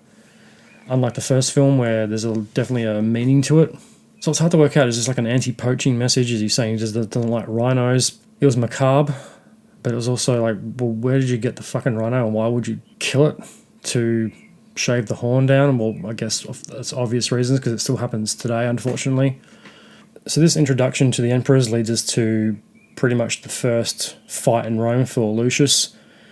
He has to fight the other Gladiator owner's top fighter, and following the trend from previous fights, there is no real build-up or anticipation. He's just talking to Macrinus, then he does his deal with the emperor. The emperors say, well, let's have a fight to the death. It was only supposed to be like a fist fight or something. And then he makes a wager with the other owner, and then before you know it, they're beating the shit out of each other. Then before you know it, one of them's dead, and then it's basically the end of the scene. And much like the baboon fight, there's no anticipation or build-up, and the ending of it is really abrupt. It's just straight to the action. Let's get into the action. Let's finish off the scene. There's no sense of grandeur or size or epicism to these fights, unlike the first time Maximus enters the arena. You get the sense that you go on that kind of journey with him. You're walking out into the arena with him. You get that kind of that cool 360 shot. There's a lot of build-up and anticipation and a long time for the intensity and the fear to set in before the battles. Because first time you see it, when they're in the bowels of the Colosseum, you just hear the crowd and all those terrifying noises coming from upstairs, and the gladiators got to run up into the arena, the gates open, and then you're into this brightly lit circle of death. And then the fight starts. Where this is just get to the action, get to the fight, cool, enough, cut it, let's go to the next scene. I don't know if that's a deliberate thing by Ridley or if that was an editing choice, but it makes a lot of the fights, especially in the films, seem very rushed, because the whole movie is kind of gearing up to the next set piece battle and get the action over and done with. Unlike the first one where it had that nice sense of pacing and time and build up. None of the fights seem rushed in the first one. They seem like they're the length they should be. They don't drag on too long and then they don't start too early. So unfortunately this, unlike when Maximus enters the arena, Lucius enters the arena and the battle is basically on. And it's not too long after that we get the first battle in the Colosseum, and it is the very, let's say, unrealistic Rhino fight that you've probably seen in the trailer. It's over the top and it's unrealistic. And this is another element Ridley wanted to include in the first film, but couldn't due to basically visual effects technology not being up to standard to pull that off. He wanted to have Maximus fight a rhino in one of the provincial arenas, where it would get its horn stuck through the mud wall. Ridley also wanted to use a real rhino, and obviously like the animal handlers and animal rights people said we can't use a real rhino to film an action scene because, one, it's extremely dangerous. Rhinos don't take orders and they have very poor eyesight, and you can't exactly work with one because it's just too fucking dangerous. It's just no way you would have been able to get it to do what you wanted to do. It's a wild animal. You can't really put the main star of a film in harm's way just to get the shot. You can tell it's one of those scenes that Ridley wanted to do in the first one, but now he's finally got his chance 24 years later. And like the first one, all the battles are grounded in reality. This one kind of seems to toss that out the window a bit. None of the battles are really normal. They're all very over the top and very theatrical. And yeah, look, definitely suits the film, and it's cool as hell to watch. And it's what you'd expect from a Roman movie about gladiators, but just not in the context of the first Gladiator. It just seems a bit like one's very grounded in reality and the other one is just as theatrical and over the top as can be. And yeah, look, maybe that's just to try to separate it and create its own identity to give the audience more of a visual feast. But a bit more realism, I think, would have probably gone a long way. And yeah, that's just my opinion. I like realism. I'm obviously into the history. So I thought it would be very hard when I was watching this film to not look at the historical inaccuracies, but even I could ignore that and just go along with it because it's a fun movie. It's well paced, as I've mentioned. It drops you straight into the action, and it's not boring at all. It's just one thing after the other, and it's definitely a film to appreciate on the big screen. And I guess this time around, visual effects have caught up, so the rhino does look real. The way it moves is real. You get that feeling of heaviness and lumbering. You feel like it's like a several-ton animal with a guy riding on its back, throwing axes and fucking knives at people, just to make it more dramatic. The only problem is it does kind of copy that first film where Maximus starts arranging everybody and telling them what to expect and what to do if they want to survive. And that fits with Maximus's character because he's a Roman general. Lucius goes out there and he literally says the same exact line as Maximus. We have a better chance of survival if we stick together. Coming from what? All we know about this guy is he's a warrior. He's had experience fighting Romans, obviously, because that's how the film starts. So he's in the Nubian army or he's some type of warrior. He's had some background in fighting. I don't get the sense that he is a general or has led troops. Well, I mean, he was leading troops in the start of it, but he's leading the archers. He has a small section of troops that he was given a couple of orders to. But he's not Maximus. He's not leading armies on behalf of Rome all around the world. He's not a general, is what I'm getting at. I just thought that line was stupid and unnecessary. The other issue and big difference between Gladiators 1 and 2 is the other background gladiators aren't really developed. They're just kind of random extras, and most of them don't even have names, or you don't even get a chance to know their names. There's no characterization or sense of camaraderie like in the first one, and yet when you get to a certain point in the film, they're all following Lucius like the other gladiators were following Maximus in the first one, but it doesn't make as much sense because like I said, there's no camaraderie, and they're just basically random kind of extras. There's a few that he talks to, but he doesn't like have a best friend in it like Maximus and Juba or Harkin from the first one. They were all pretty, not really overly developed characters, but they all had like a background and where they were from. They all had come from different places. Like Harkin says to Maximus in the first one, because you fought many wars in Germania, and he's like, yes, I've fought many wars. And in a quick line of dialogue, you figure out, well, this guy's probably Germanic. He was in a Germanic tribe, then taken into slavery and sold as a gladiator. Same with Juba. You don't have to spend a lot of time to know where they're from or their names, and in this film it doesn't do any of that, which is a little annoying because that's another element of the first one I really liked. And that is a real big problem, because when they all fight the Rhino, you don't really care who lives and dies. You couldn't really care less because you're not emotionally invested in any of the characters. You don't even know their names. There's one guy who says, I'm not listening, because Lucius says, when it charges, run towards the wall. And he says, no, I'm not listening to you, I'm going to kill this thing. And obviously he's the first one to die. But it's like that with a lot of the other background characters as well. You just don't really care too much. Except for the Doctor, Ravi. I actually liked this character a lot. He was one of the only minor characters that was developed. He had a decent backstory. He was a gladiator turned doctor after Maximus's time. I do like the line where he's stitching up Lucius and says more fighters die from infection than they do in the arena, which was true then, but it's also true now. He knows how to stitch people up. I think he's more or less a self-taught doctor. He's got a bunch of potions he has on this like utility belt thing that he wears. When he's stitching up Lucius, he gives him this dragon's breath to take some of the pain away. It's opium and something else. I did like that. That's something that the first film doesn't cover very much, is the injuries and, well, apart from the maggots cleaning out the wound, there isn't really a doctor in the first one. So I think Ravi was a very well thought out character, and I really did like him. Overall, there is a bit of a lack of character development, but especially with the extras. And about the time Ravi really does come into the film, it's about the halfway point. And this is where the subplots really start to build and become overlapping and a bit confusing. There's a nice moment where Lucius and Ravi are talking, and there's a name crossed out on the Colosseum wall. You do get to see a lot more of the bowels of the Colosseum in this one. The first one, there's some really cool shots, like underneath when they're getting ready, picking their weapons, when he picks the iconic helmet up. There's more quiet scenes in the Colosseum this time around. There's the cells underneath, which was a little confusing because it looks like they stay in the stadium. When in the first one, the gladiators fought in the Colosseum, and they looked like they went to some barracks outside of it, because you could always see the Colosseum from the training grounds. In this one, it looks like they just stay in the depths of the Colosseum. So they cross out names on the wall. So Ravi explains that these are honourable gladiators that have basically become famous and got their name on the wall. One of them was crossed out, which was Maximus.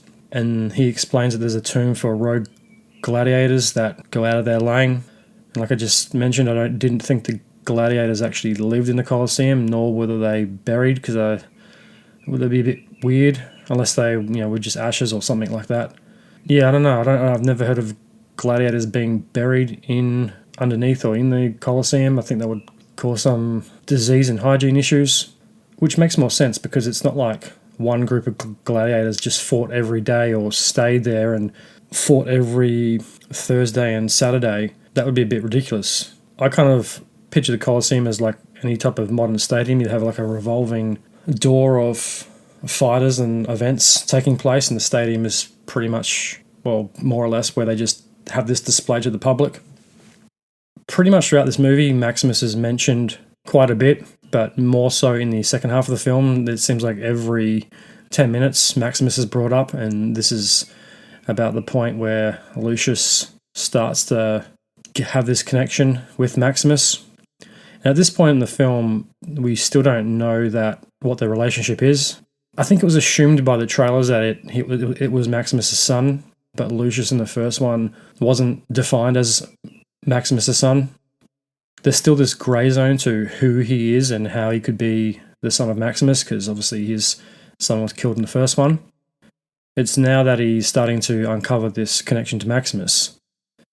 There's a scene of Lucius running up the ramp towards the Colosseum, which is pretty much the same as the first one, which, I don't know, I thought they probably could have done something a little more original than that, but ultimately, this is about halfway through the film, and I'm still really enjoying it. It was a very enjoyable film to watch visually. The subplots do get a little bit annoying, and now another subplot is introduced, and that is the plot to kill the emperors. And talk about the general not being as he seems, unlike some of the generals in the first film that are pretty much on the emperor's side. And this is another bit of sequelitis, and unfortunately this film does suffer from quite a bit of sequelitis.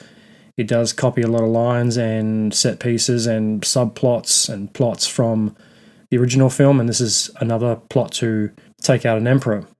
And you're kind of hoping this time maybe they are going to be successful, because the plot in the end of the first film was to take out Commodus Maximus to bring his army in and take control of the Senate.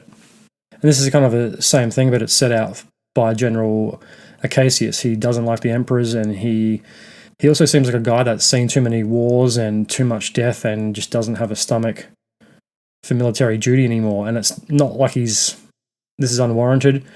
He realizes the two emperors are lunatics and they're going to destroy Rome. They're going to send it broke, and they're wasting all these young lives for the vain pursuit of glory and notoriety. So he's got his reasons as to why he wants to see this change in power. He's not a guy that has ambitions to get power himself either. He just really seems like he is just sick of the direction Rome is going. And this is also the same time that yet another subplot starts to brew. Macrinus starts plotting and making political moves of his own, and his intentions start to become clearer. And this is about the second half of the film, and it starts to get really messy with all the subplots intersecting and overlapping one another. It's still a very enjoyable film at this point, but the subplots are starting to get a bit confusing. And unfortunately, the second half isn't quite as dramatic as the first half, despite the stakes being much higher. The more subplots and political Game of Thrones intrigue that is worked into the story, the messier and less tense and dramatic it becomes, which should be the opposite, because in the first one it's the opposite. It's the second half is definitely more stressful and tension-filled. However, the editing is really good. The story is moving along. It's very well paced. I also get the sense that there's a lot cut out of this film, and it'd be interesting to see if there is an expanded director's cut in the future that could fill in some of the blanks, much like Napoleon, although that has never really been released, which would probably make that film a hell of a lot better. But once again, there is no tension or build-up. It's kind of one thing leading into to the other and to the other. One thing that I was confused on is that the hierarchy of the emperor and the political system wasn't really explained that well. In the first one, it seems pretty clear who's in charge and what the succession plan is. In this, it's kind of a bit all over the place. You have the two emperors and you have Macrinus playing his political game in between both of them, but you still really don't know what he's up to. Like his character, talking about character development, Macrinus' character, I think, is nearly overdeveloped. He goes through more changes than any character in the film. He starts off as one thing, then he transforms into another. He's a gladiator owner and promoter and whatever else he is, but he also has ambitions to be a politician and get political power and influence in Rome. He's also pretty much seems to know everything that's going on. The other gladiator promoter, fighter, whatever the title's called, the character Thrax, he's making wages against him, and this guy always seems to lose, so he's indebted to him. But this Thrax guy knows everything that happens in Rome, so Macrinus very cleverly puts him into a corner where he gets him to bet, then he loses money, then he says, well, why don't you double or nothing for the next round? and he ends up owning his house, and so now this guy's indebted to him, and he starts feeding him all this information about what's happening in Rome, which allows Macrinus to elevate his plans and to start manipulating things behind the scenes. And going back to the hierarchy, you kind of, in the first one, you knew where everyone's place was. In this one, it's just like a revolving door of who's who's going to be, who's really controlling the Senate, who's going to take over. And it's at this time that the emperor starts to really become very frantic and nuts. The only character that doesn't really progress in this film that much is the title character of Lucius. He, I think, really is one of the most static characters. I mean, he's not boring, but he's not overly interesting either. Like he doesn't have the intensity of Russell Crowe, and I obviously don't think that was the intention going in. I don't know. I did like Paul Mescal, but I thought he was a bit flat in some parts. I wasn't overly impressed. I mean, he's a great actor, but I don't know. There was an element missing.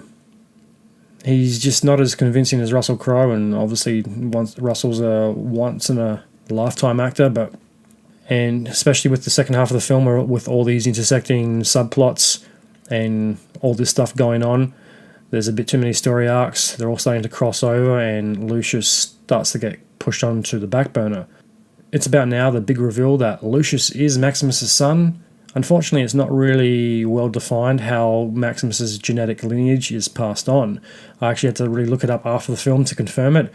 Even though you kind of already know it, Maximus and the Emperor's sister, Lucilla, had some type of fling or physical interaction that led to him being born, and we find out that father was actually gay. He died in the first one, and Lucius was born. He's about 12 in the first one. Maximus doesn't know that he's his son, but him and the Emperor's sister knew each other going back a couple of years when Maximus first started to serve her father, Marcus Aurelius, which the whole explanation to that could have been a lot simpler. I think it's deliberately a bit messy and shrouded in mystery to keep you guessing, even though there's not a hell of a lot to really guess at. There's a cool backstory scene to the first film explaining how Lucius came to be in a different part of the world. And once again, the writing's a bit clunky because we get this explanation. The scenes from the first film that explain how Lucius escaped after the events of the first one, that's all good. The only thing that really is missing is why he had to escape. Going back to the first film, Maximus says Lucius is safe, and I think the writers have kind of taken that as a fill-in-the-blanks opportunity. It's not really confusing, it's just more that it's not really well explained why he left. If Maximus says he is safe, then his mum has to usher him out of the city to go live somewhere else. That's kind of counterintuitive to what Maximus says.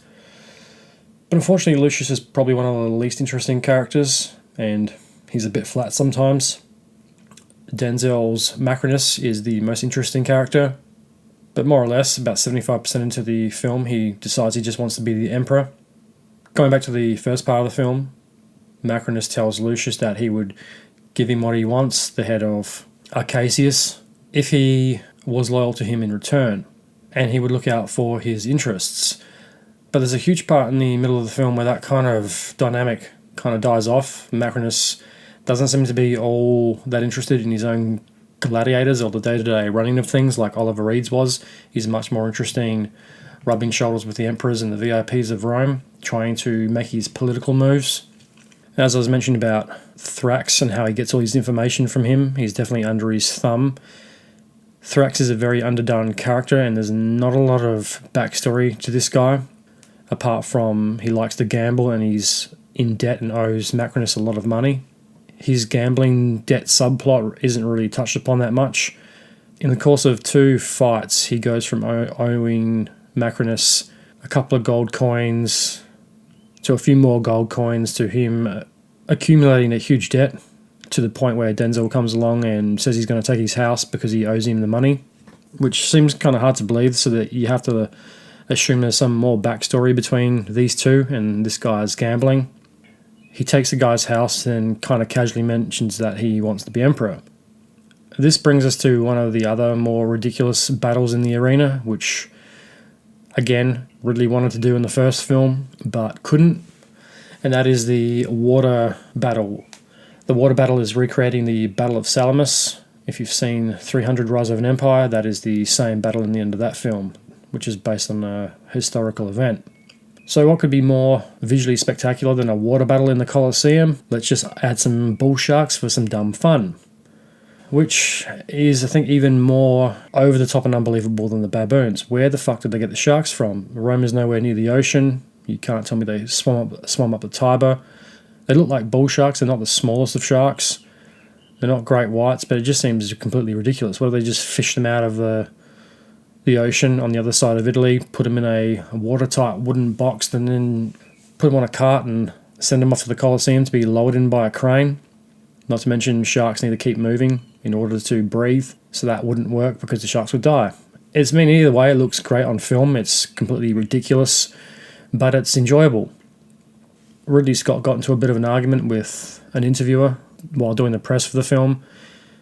The interviewer said, that's just ridiculous, they wouldn't have had sharks, and he said, well, yes, they would have. They could have gotten anything. You're telling me that if they could fill up with water, you're telling me they couldn't get sharks?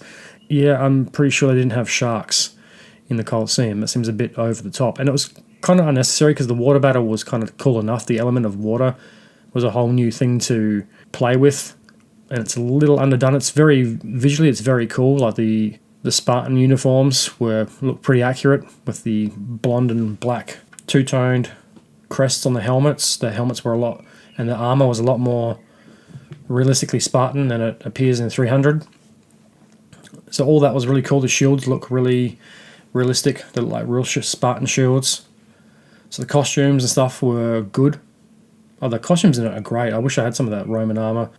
Acacius's armor looks really cool with the Medusa head on it and the raven talons, eagle talons on the shoulders. The maroon, black and gold looked really cool. The Praetorian armor looked really cool as well. The guys with the masks and there's the white and the gold, the purple and black. It brings up the big debate about water in the Colosseum. Apparently there's historical documents supporting that. Apparently there was a naval battle complete with little islands the gladiators could take refuge on, which appear in the movie but no one ever uses. I tend to think it probably would have been possible, but it kind of seems unlikely because it wouldn't just flood everything underneath and kill all the support stuff that you would need to be underneath the Colosseum. I know there was a big guttering system in it, which a couple of historians have mistaken for a water inlet. The only real huge water source would be the Tiber, and it was always polluted. So where did you get the water? It would have taken a long time to fill up, and then risks going stagnant and breeding more malaria and mosquitoes. But if there's historical documents backing it up, we kind of have to assume that it did happen. Maybe take it with a grain of salt. Maybe it happened on a special event. I think the hippodromes are probably more likely to be filled up with water due to them being made out of stone, but I know it wasn't around back then, so I can't confirm. So, where did they get the sharks from? The other problem is that the water's obviously pushed all the action upwards, which you think the dangers to the first rows in the crowd would have been pretty likely. If you're in the first couple of rows of the Colosseum, you're probably right in the firing line of being hit by shrapnel or a projectile. Same with the Emperor's box. One of the Spartans has a crossbow, which Lucius gets. There's a cool scene of the ship being broadsided and bits of wooden shrapnel just showering everybody in splinters and taking out a whole bunch of people. I will say, for its over-the-topness, there's not a lot of blood in this film. I mean, there's obviously blood, but it's not as gory as the first one, and it's the same rating. So it shows you how far in 24 years the ratings and violence has come in films. So the crossbow part. Lucius has got the crossbow, he's got the general in his sights. He takes a shot and misses and ends up in between the heads of the two emperors, which they then call the Praetorians, which you'd think he'd get in quite a lot of trouble if he didn't get arrested and killed for attempting to assassinate an emperor, even though that wasn't his target. That's kind of what it looks like, and these guys are nuts, so I don't think they would have taken too kindly to it. Not sure they would have been that understanding. The other issue is you've got the doctor, so you've got this focus on the injuries and fixing people up.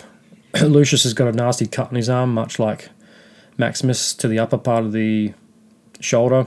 And it's a few days later and he's back fighting. It seems like all the fights in this are just compressed to like what seems like a week, where the first one, it seemed like the story was spread out over weeks or months, because you can't tell me they would have fought like every couple of days. They would have, well, one, there wouldn't have been, you would have killed everybody in the first month or so, which I don't think as many gladiators were killed in the arena as what people think. I think the surrendering thing was a big thing. I think if you kind of like you tapped out, that was the end of the fight. Especially if you were an owner of gladiators, you wouldn't want your best stock being killed all the time. They'd be too hard to replace and train, and it'd be too much money. It also seems like you'd have to do it a few times to get good at it. Back to what I was saying, like, so he's injured, he's back to fighting in a few days. I mean, you probably would get an infected arm pretty quickly in those conditions, especially if you're in the water. The arm's been injured and he's back fighting a day later. This is the third day, and his mother says to Acacius he won't survive the third day because most people don't survive the third day of games. So the third day is spread out like over, a week or two. That's probably a bit more realistic, but physically you think you'd need the rest because he gets the shit kicked out of him quite a lot in this film. He gets injured a lot. He gets a lot of blisters from the rowing machine. And unlike the first film spaces the battles out a bit more. The action is stretched out over the film in equal measure, where this, they've packed a lot more of the action in between the political and dramatic scenes. Once the battles in the Colosseum in this start, they flow in quick succession, and like I said, there's not a huge amount of build-up or anticipation. They're just kind of, let's get the action started as quickly as possible. The action's over before you know it, and there's just an abrupt transition to the next scene. And given the schedule of these fights, there's not a lot of recovery time for the gladiators, but then again, this movie really isn't grounded in reality, so, who cares? At this point, it's still very enjoyable, even if it is ridiculous, and even if you are really into your history or a historian, if you just ignore certain facts, it's a lot more enjoyable. And ultimately, that's what you want because you paid to go see it. I read somewhere recently that the Colosseum wasn't just used for fighting, which does make sense because modern day stadiums aren't just used for football games, they're used for concerts and a bunch of other things. Multi-purpose stadiums, that's the whole idea now. They're not just made for one event or one sport. I read somewhere that besides the fights, the Colosseum was also used for zoos, and if they did fill it with water, which the historical data says they probably did, they used it as a giant aquarium. So you'd bring all these exotic animals from all around the empire to show off in the Colosseum, to show off to the citizens of Rome of look how powerful and grandiose the Roman Empire is. We can deliver all these exotic creatures from all corners of the empire for your amusement. Look how over the top and decadent we are, which makes sense because the Colosseum would have been a massive project and an expensive one just to use for fights in one cycle of the year. So that does seem pretty likely. After the failed assassination attempt on the general, the emperors demand retribution, but there's no real threat from the emperors, even though they are psychotic, unlike Commodus. Every time Commodus gets upset, you know he's going to send his spies out and there's going to be some type of conspiracy, ambush, or assassination attempt. These are supposed to be these two head case emperors, but there's no real threat from them. At no point do I feel that the other characters are threatened. Acacius in particular, he has the most to lose from these two, but I don't get the sense that he's ever in any real danger as opposed to Commodus, where you kind of fearful for Maximus because you just know Commodus is going to try everything he can to try to have Maximus killed. And whether it be intentional or unintentional, you think any type of attempt on an emperor's life would be met with some type of instant reprisal, but we don't get this, which is a bit annoying. So now enter the really loose rescue plan, which is very underdeveloped.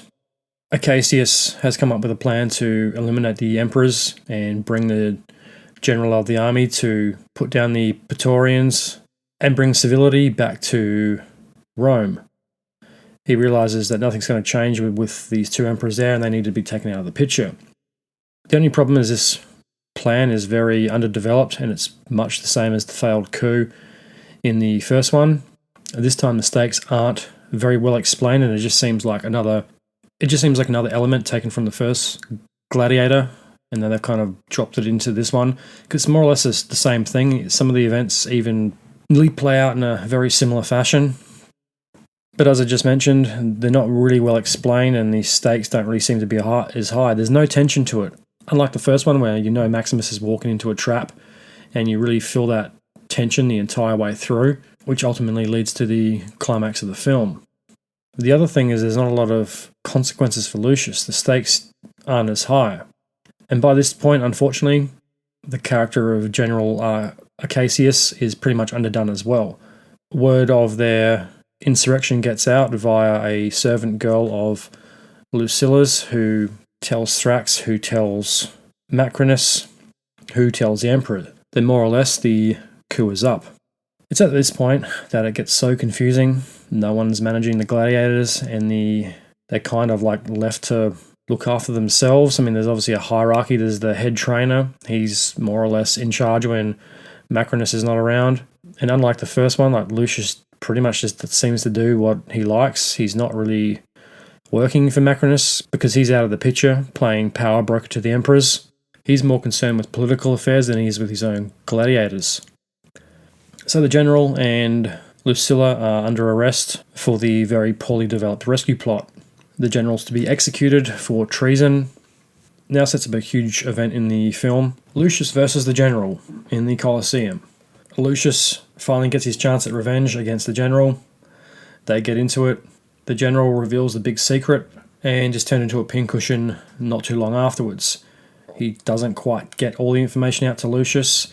Now Lucius is just even more confused at this point, and I think so is the audience, because there's so many differing versions of events that Lucius is getting. He's accepted that Lucilla is his mother, he's the son of Maximus, and the general's kind of tied in between both of them. He's this kind of bridging point between Maximus, and yes, the irony of him being a general of Rome and virtuous, believing in the ideals of Rome, isn't really lost. He's more or less a watered-down version of Maximus. He's nowhere near the realms of Maximus, but he's made in that kind of image. The virtuous general who puts Rome first. So chaos descends onto Rome. There's lots of Praetorian guards. I love their costumes. Another thing I will say for this movie is that, like the first one, they've combined the elements of CGI and practical sets and effects, which was really nice. At no point do you get the sense that the Colosseum is just a green screen, or the crowds are just computer generated. Yeah, there are some computer generated crowds, but there's a lot of shots of real extras in the crowds, much like the first one, which is really good because it's got that kind of old versus new way of making films all mashed in together. The Colosseum, the actual arena, was all real, which was very nice, especially in the modern day and age of filmmaking where everything seems to be digital. After the big secret has been spilled, Lucius accepts his identity. At this point, he's kind of gone back and forth with who he really is. He has had a big dramatic encounter with Lucilla, denying his identity, but now he's accepted it. And unfortunately, there's not any real drama that really comes from it. And the other problem is I never really get the sense that he was in danger, especially after the crossbow incident. So it's a point in the story where the main character, like the first one, the stakes are very high, the drama is very high, but I never get any feeling of intensity or build-up or any real drama from all these events colliding at the one time, because this is the part in the film where all these subplots are intersecting and things are becoming clear on who people are and certain characters' intentions. The same way Macrinus never takes responsibility for Lucius, and nor does any responsibility seem to come his way, even though he is his fighter. You think the emperors would have some questions for him. They do know that he belongs to Macrinus. At this point in the story, it's very reminiscent of the first film. All these political and conspiratorial subplots are intersecting, and this is going to go into the big finale of the film. But unfortunately, we just didn't really ever get this sense of drama or danger, unlike the first one, where there's all this build-up and you had no idea how the film was going to end. And this takes a different approach. Maybe a director's cut can help fill that in, I don't know. So, the intentions of Macrinus are now really clear. His plan is to pretty much take over and become emperor, all in a very short time. He has a plan that involves Caracalla. He betrays his brother. The people of Rome are looking for someone to blame, and that blame is going to come home to the emperors. Macrinus is playing both sides, and it's about this time that his master plan is revealed. He starts to play Caracalla off against Geta. Next comes the Senate scene. The Senate scene is pretty funny. Caracalla has syphilis. He has it quite badly. He mentions it's spreading to his brain, and he probably doesn't have that much longer to live. And he's pretty much at this point batshit crazy. He's completely insane. In the Senate scene, he names his monkey the second in command of Rome, followed by Macrinus. I did love the Senate scene. It shows the insanity of life in the Roman Empire. Apparently the real insane emperors were actually like that. Caligula tried to marry his horse. There was another emperor when I was studying Roman history. This guy was a general or an emperor. I think he was an emperor who also was a general or something like that. He wasn't in Rome, he was somewhere in Europe, and he had 2 pet bears in his tent in a special pit he had made for them. So it shows you the excess and insanity. Or we think modern day famous people, musicians especially, how decadent they can be. They have nothing on the Roman emperors. You think Mike Tyson was out of his mind when he had a pet tiger? It's the same level of wealth just a couple of thousand years ago, without the civilized rules of society we have today. So now we have another kind of final subplot, this gladiator uprising that's kind of come out of nowhere. One of the secrets the general reveals to Lucius is he has a ring. The ring was given to Acacius by, was it Marcus Aurelius or someone? It's got Maximus's name in the ring. I think it was Maximus's ring. I can't remember who gave him the ring. I think it was either Maximus or Lucilla, but it proves the lineage of the emperors of the Aurelius dynasty. So Lucius has the ring. This sets up the final showdown of the film. This uprising is going on in the background. And this is what I was saying about Macrinus having no idea what his gladiators are up to. There's this whole uprising spreading throughout his fighters. The head trainer doesn't seem to have a clue what's going on. And they've come up with this plan, kind of like a Spartacus revolt. More or less a similar subplot to the first one, where they come up with a plan to get out and buy Maximus time to get to the tunnels so he can get out of the city and reach the army. Similar thing, just not on the same dramatic scale. And you would care about this more if we actually knew who some of these background extra gladiators were. None of them really have names. I think one of them is just called whatever region he's from. That's basically his name. We don't have any names or investment in these characters, and then all of a sudden they're like, "I'll strength and honor, we'll fight for you," but there hasn't been this camaraderie throughout the movie, so it seems like this really rushed and patched together subplot that kind of rounds out the third act.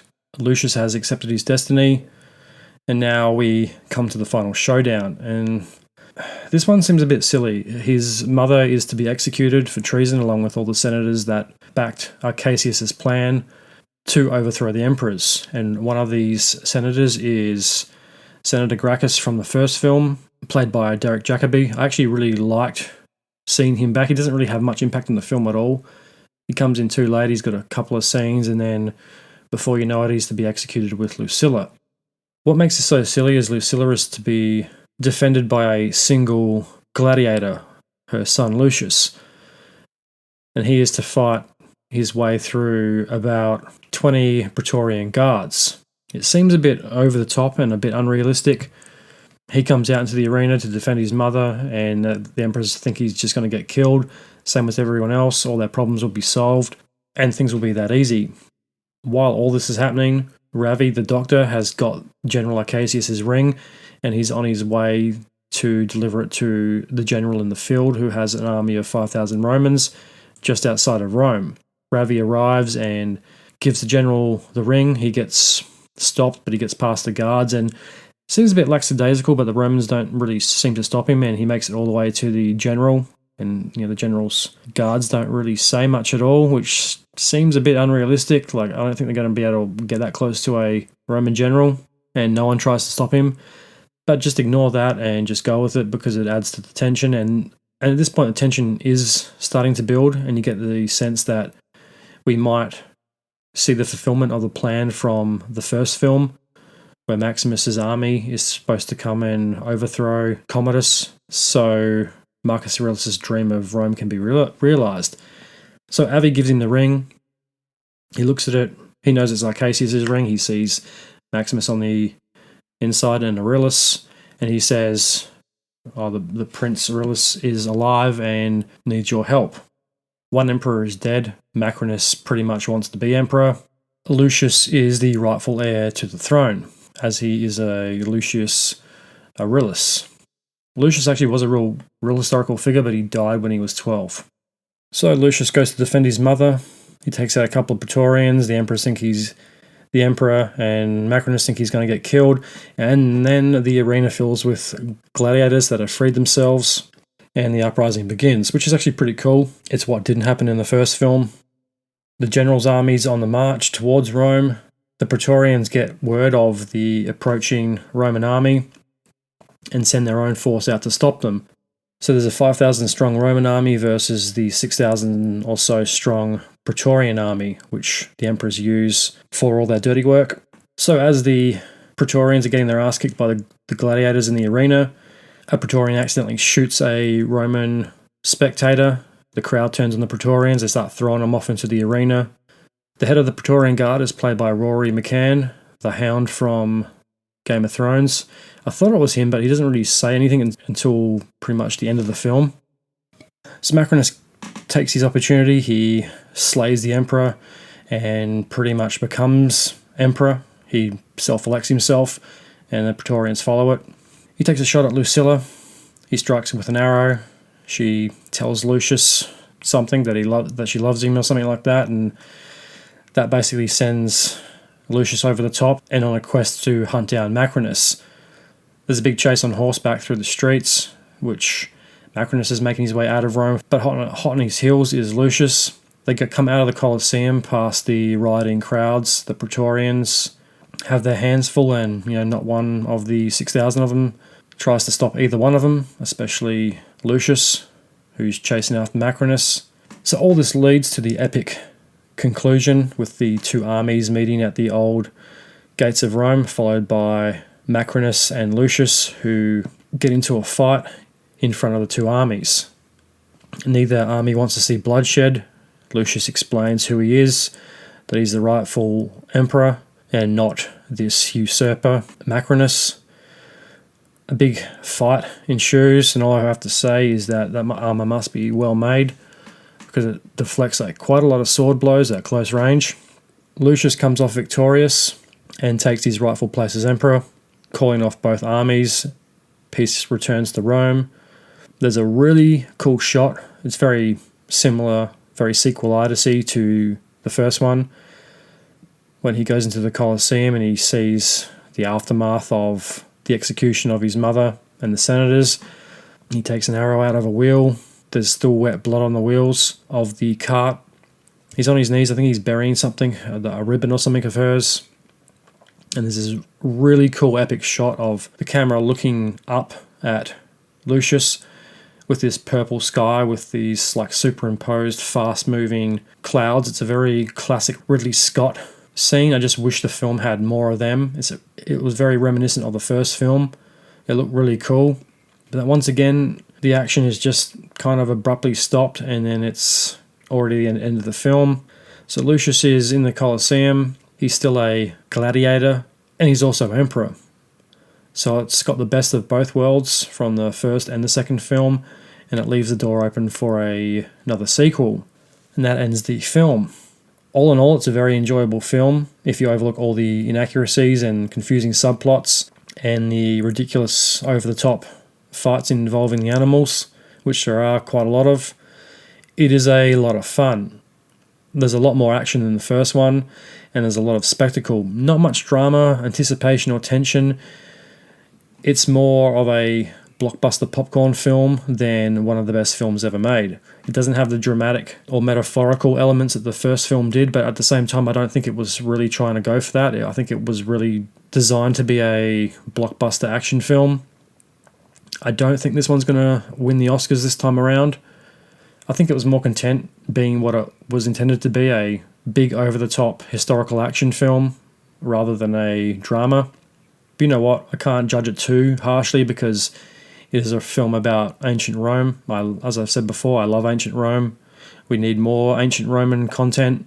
So I can't criticize it too much. It's going to get a whole new generation interested in history, especially Roman history, so that's a good thing.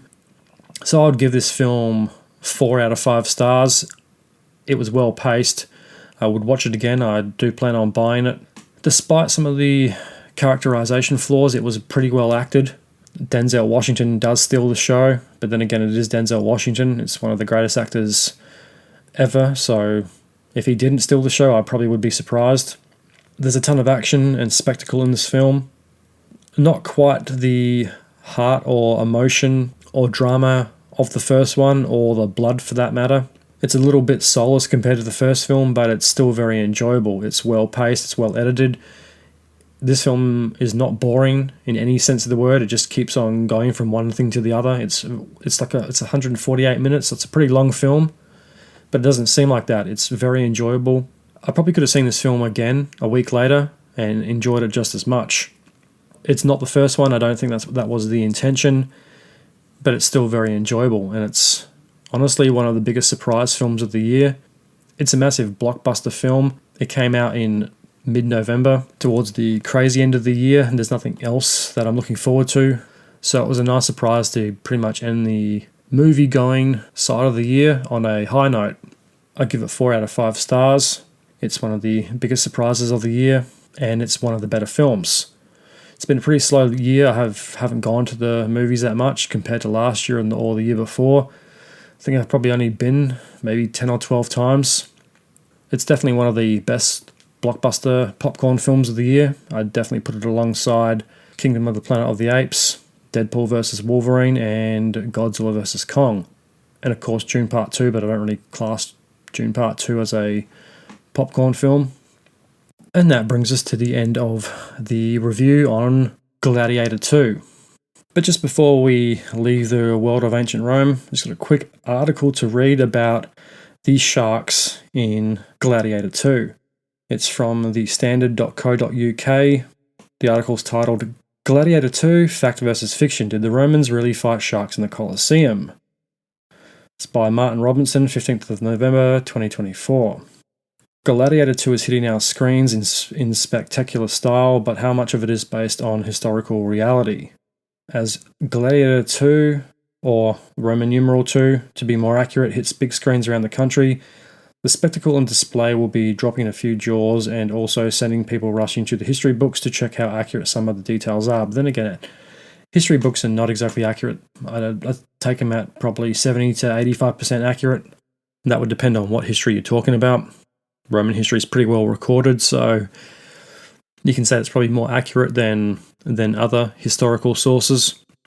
Expect no rushes to history books anymore, so instead we're going to give you all the information you need right here. So first up, is it a thumbs up or thumbs down for the historical accuracy of this little lot? That's another thing that has been criticised, bringing back the thumbs up and down. Now whether that happened or not, I think is kind of irrelevant. It's a cool signifier for a film. I mean, how else can you convey the Emperor giving the nod to kill another fighter? It's a very theatrical thing Ridley Scott did. Whether it happened or not, it's a different story, but it looks cool as hell, and it fits into the world. It's also a bit of continuity between both films. And how intense were those scenes from the first film where Joaquin's got his thumb out, and it's that music and that build up, and you think he's going to go down, then he does the up. It conveys the vote of the people. The crowd are saying, no, he should survive, but the Emperor can't really turn against the crowd without pissing a lot of people off, and that comes into play in this film in a big way. As historically accurate as I like to be, that's one thing I think the creative liberty gets right. It builds the anticipation, and it looks cool as hell on screen. So back to the article. turning the Colosseum into a giant swimming pool. Thumbs up. This one I was on the fence about. Yes, it looks cool on screen. Did it happen in real life to the degree it does in the film? Guess no one will ever know. One of the most discussed scenes in the new film comes when the Colosseum in Rome is flooded with water for a kind of gladiatorial version of a pool party. Very true. Apparently Emperor Titus, love that name, he's one of my favourite emperors, who ruled from 79 to 81 AD. Gladiator II is set in 211 AD, oversaw the construction of the Colosseum, and according to the historian Suetonius, its opening featured the arena basin being submerged in order to stage a recreation of a naval battle. Yeah, interesting. Maybe that was only done once on the opening day. Maybe it was easy to do the first time around and it couldn't be recreated. Maybe it was just a one-time thing. Who knows? Julius Caesar was the first emperor to stage mock maritime fights in Rome, called Nyamachita, which is a fucking weird word. And the Colosseum had the capabilities to do this. They would use special flat-bottomed ships to allow the shallow water and have islands in the middle for sailors to go hand to hand. And while they may have been mock recreations of old victories, the fighting and deaths were very real. Yeah, I'm still on the fence about how many people actually died. I mean, obviously there was some risk to it. It's pretty much warfare, but I don't think as many people died in the arena as in the movies, obviously. Roman historian Cassius Dio, that'd be a good name for a metal band, recorded that animals were involved in all this madness. Quote, Titus suddenly filled the same theatre with water and brought in horses and bulls and some other domesticated animals that had been taught to behave in the liquid element just as on land. In brackets, the water therefore must have not been too deep for them to perform. Yeah, if you had horses and stuff walking around in it, you'd probably say 5 foot, depending on how big the horses were. The Colosseum isn't as big as it appears in the films. Apparently you can fit it inside the MCG quite easily. MCG is the Melbourne Cricket Ground, which can fit about 101,000 people in it. He also brought in people on ships who engaged in a sea fight there, impersonating the Corcyraeans and the Corinthians. Interesting. Poor animals, they obviously had no animal rights back then, which, being an animal lover, does piss you off, but at the same time it was a much different time period, and obviously it's the past, so there's nothing you can do about it. The bit that is causing disputes around Gladiator II is the addition of sharks. To this scenario, Ridley Scott certainly thinks this happened, which is completely unrealistic, and I don't know how he thinks that anyone caught sharks and put them into the Colosseum, which he made clear as he shouted down a Collider interviewer who questioned the accuracy here. Quote, "You're dead wrong. The Colosseum did flood with water, not really debated, and there were sea battles. Dude, if you can build a Colosseum, you can flood it with fucking water. Are you joking? And to get a couple of sharks in a net from the sea, are you kidding? Of course they can. Yes, Ridley, but Rome isn't near the sea, and how are you going to catch a fucking several-ton shark with a net and then put it on a cart and carry it back to Rome and then lower it into the Colosseum without killing it?" In actual fact, there are records of maritime life being released into the water during the naval battles and used as part of more aquarium-style displays of exotic species. The Colosseum wasn't merely about fighting, but displays of exoticism and grandeur to show off the power and size of the Roman Empire. Whether gladiators fought any sharks or not is unclear, but look, we know the Romans were messed up dudes with wild imaginations. Caligula, anyone? Calling that guy wild is an understatement. That guy is a depraved maniac. So we're giving the shark fighting a big thumbs up too. Yeah, okay, I'll give that one a thumbs down because I think that's completely unrealistic. Logistically, it doesn't work.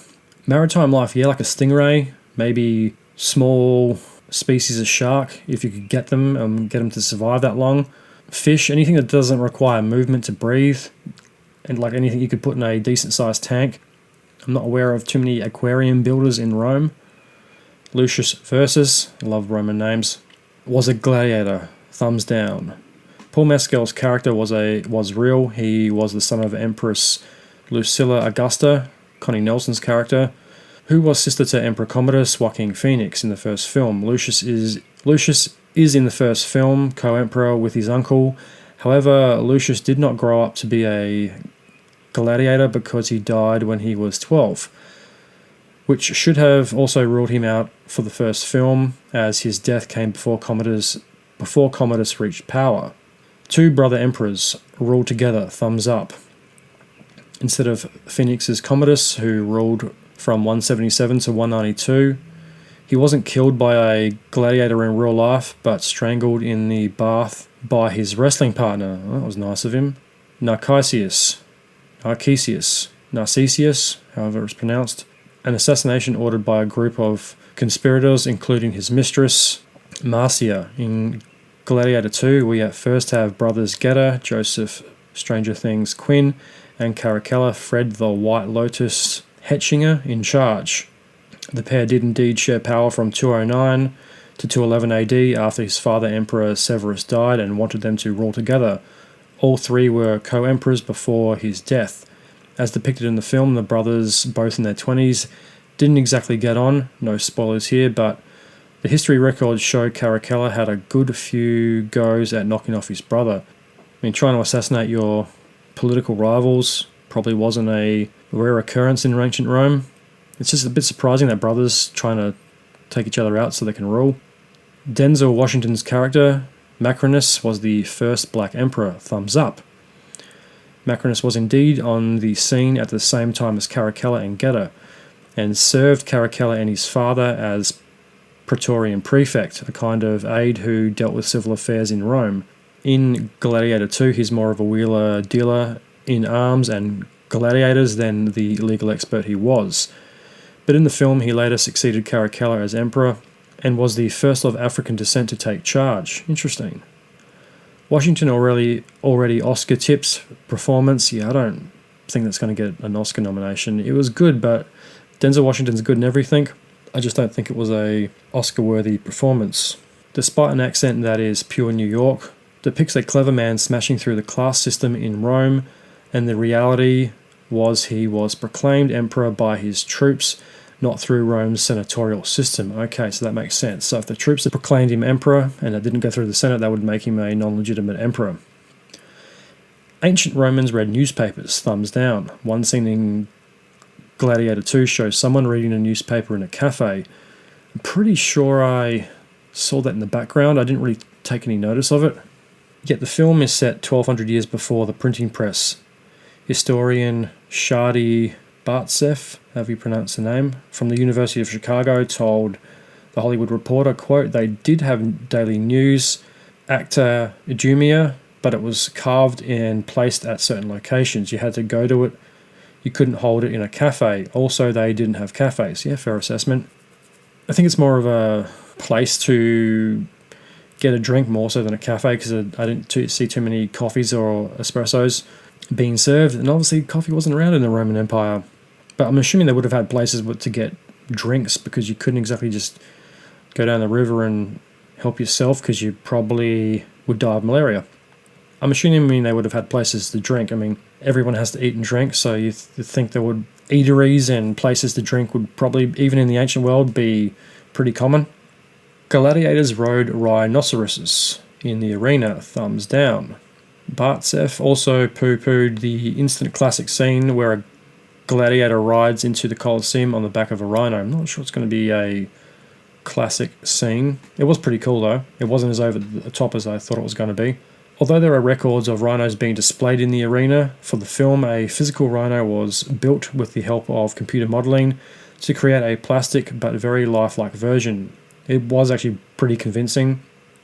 It's not obvious that it's just all special effects either.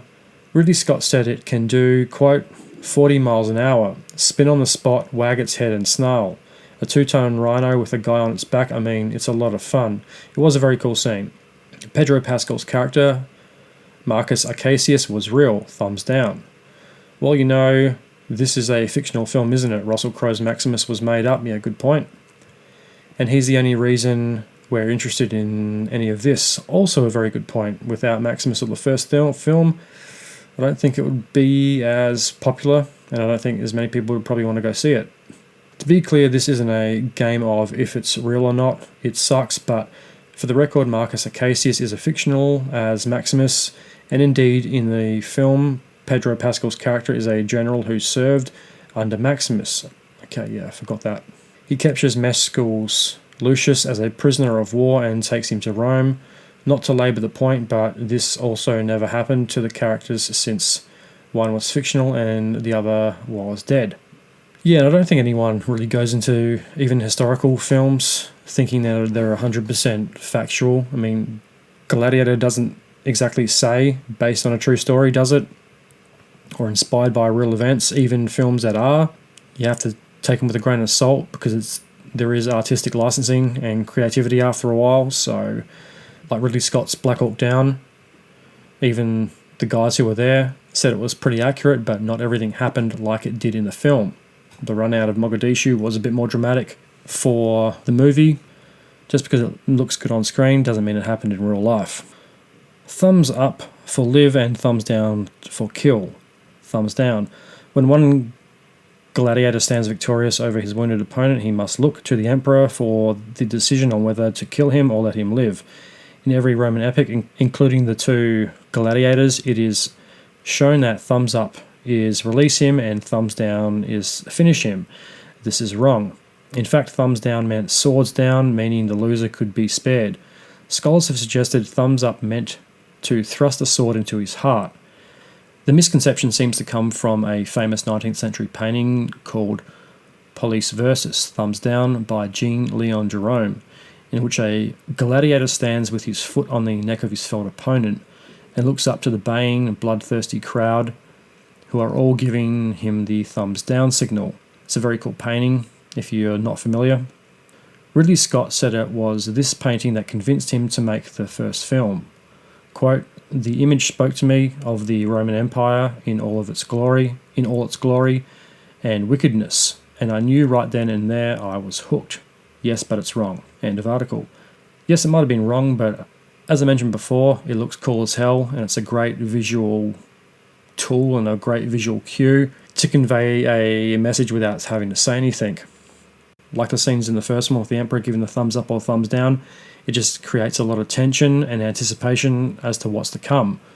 Whether it really happened or as many people died in the arena as some historians and most people think is still up for debate. And that brings us to the end of the show. I think I've waffled on about Gladiator II and Gladiator for long enough. Wow, I've been recording for 4 hours and 22 minutes. Fucking hell, it's longer than last week.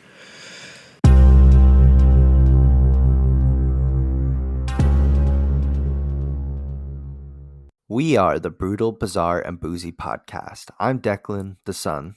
And I'm Jane, the mom. This is the podcast where we talk about brutal crimes like serial killers and the random one-off murder. We will tell you about bizarre occurrences like alien abductions and monsters in the dark. And we just might get you drunk with cocktails themed around one of our stories. At the very end of every show, we like to lighten things up and cleanse the palate from the tragic and terrifying stories. So we end our time with a chaser. You might get to hear crazy stories about our pets or just silly movie recommendations. Give us a listen. We are the Brutal, Bizarre, and Boozy podcast.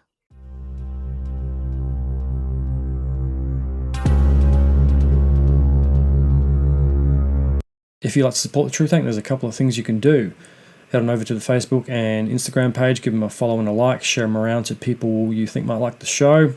You can download the True Tank on Apple Podcasts, Spotify, Amazon Music, iHeartRadio, Castbox, Pandora. It might still be on Podbean, Google Podcast if it's still around.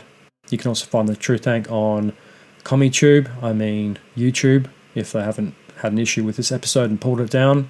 Tell your friends, to your family, tell anyone you think might like the show. Help spread the word and get the show out there.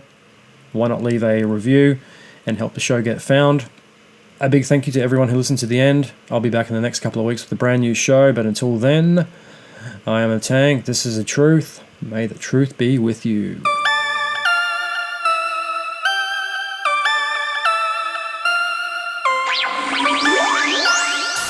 Stop.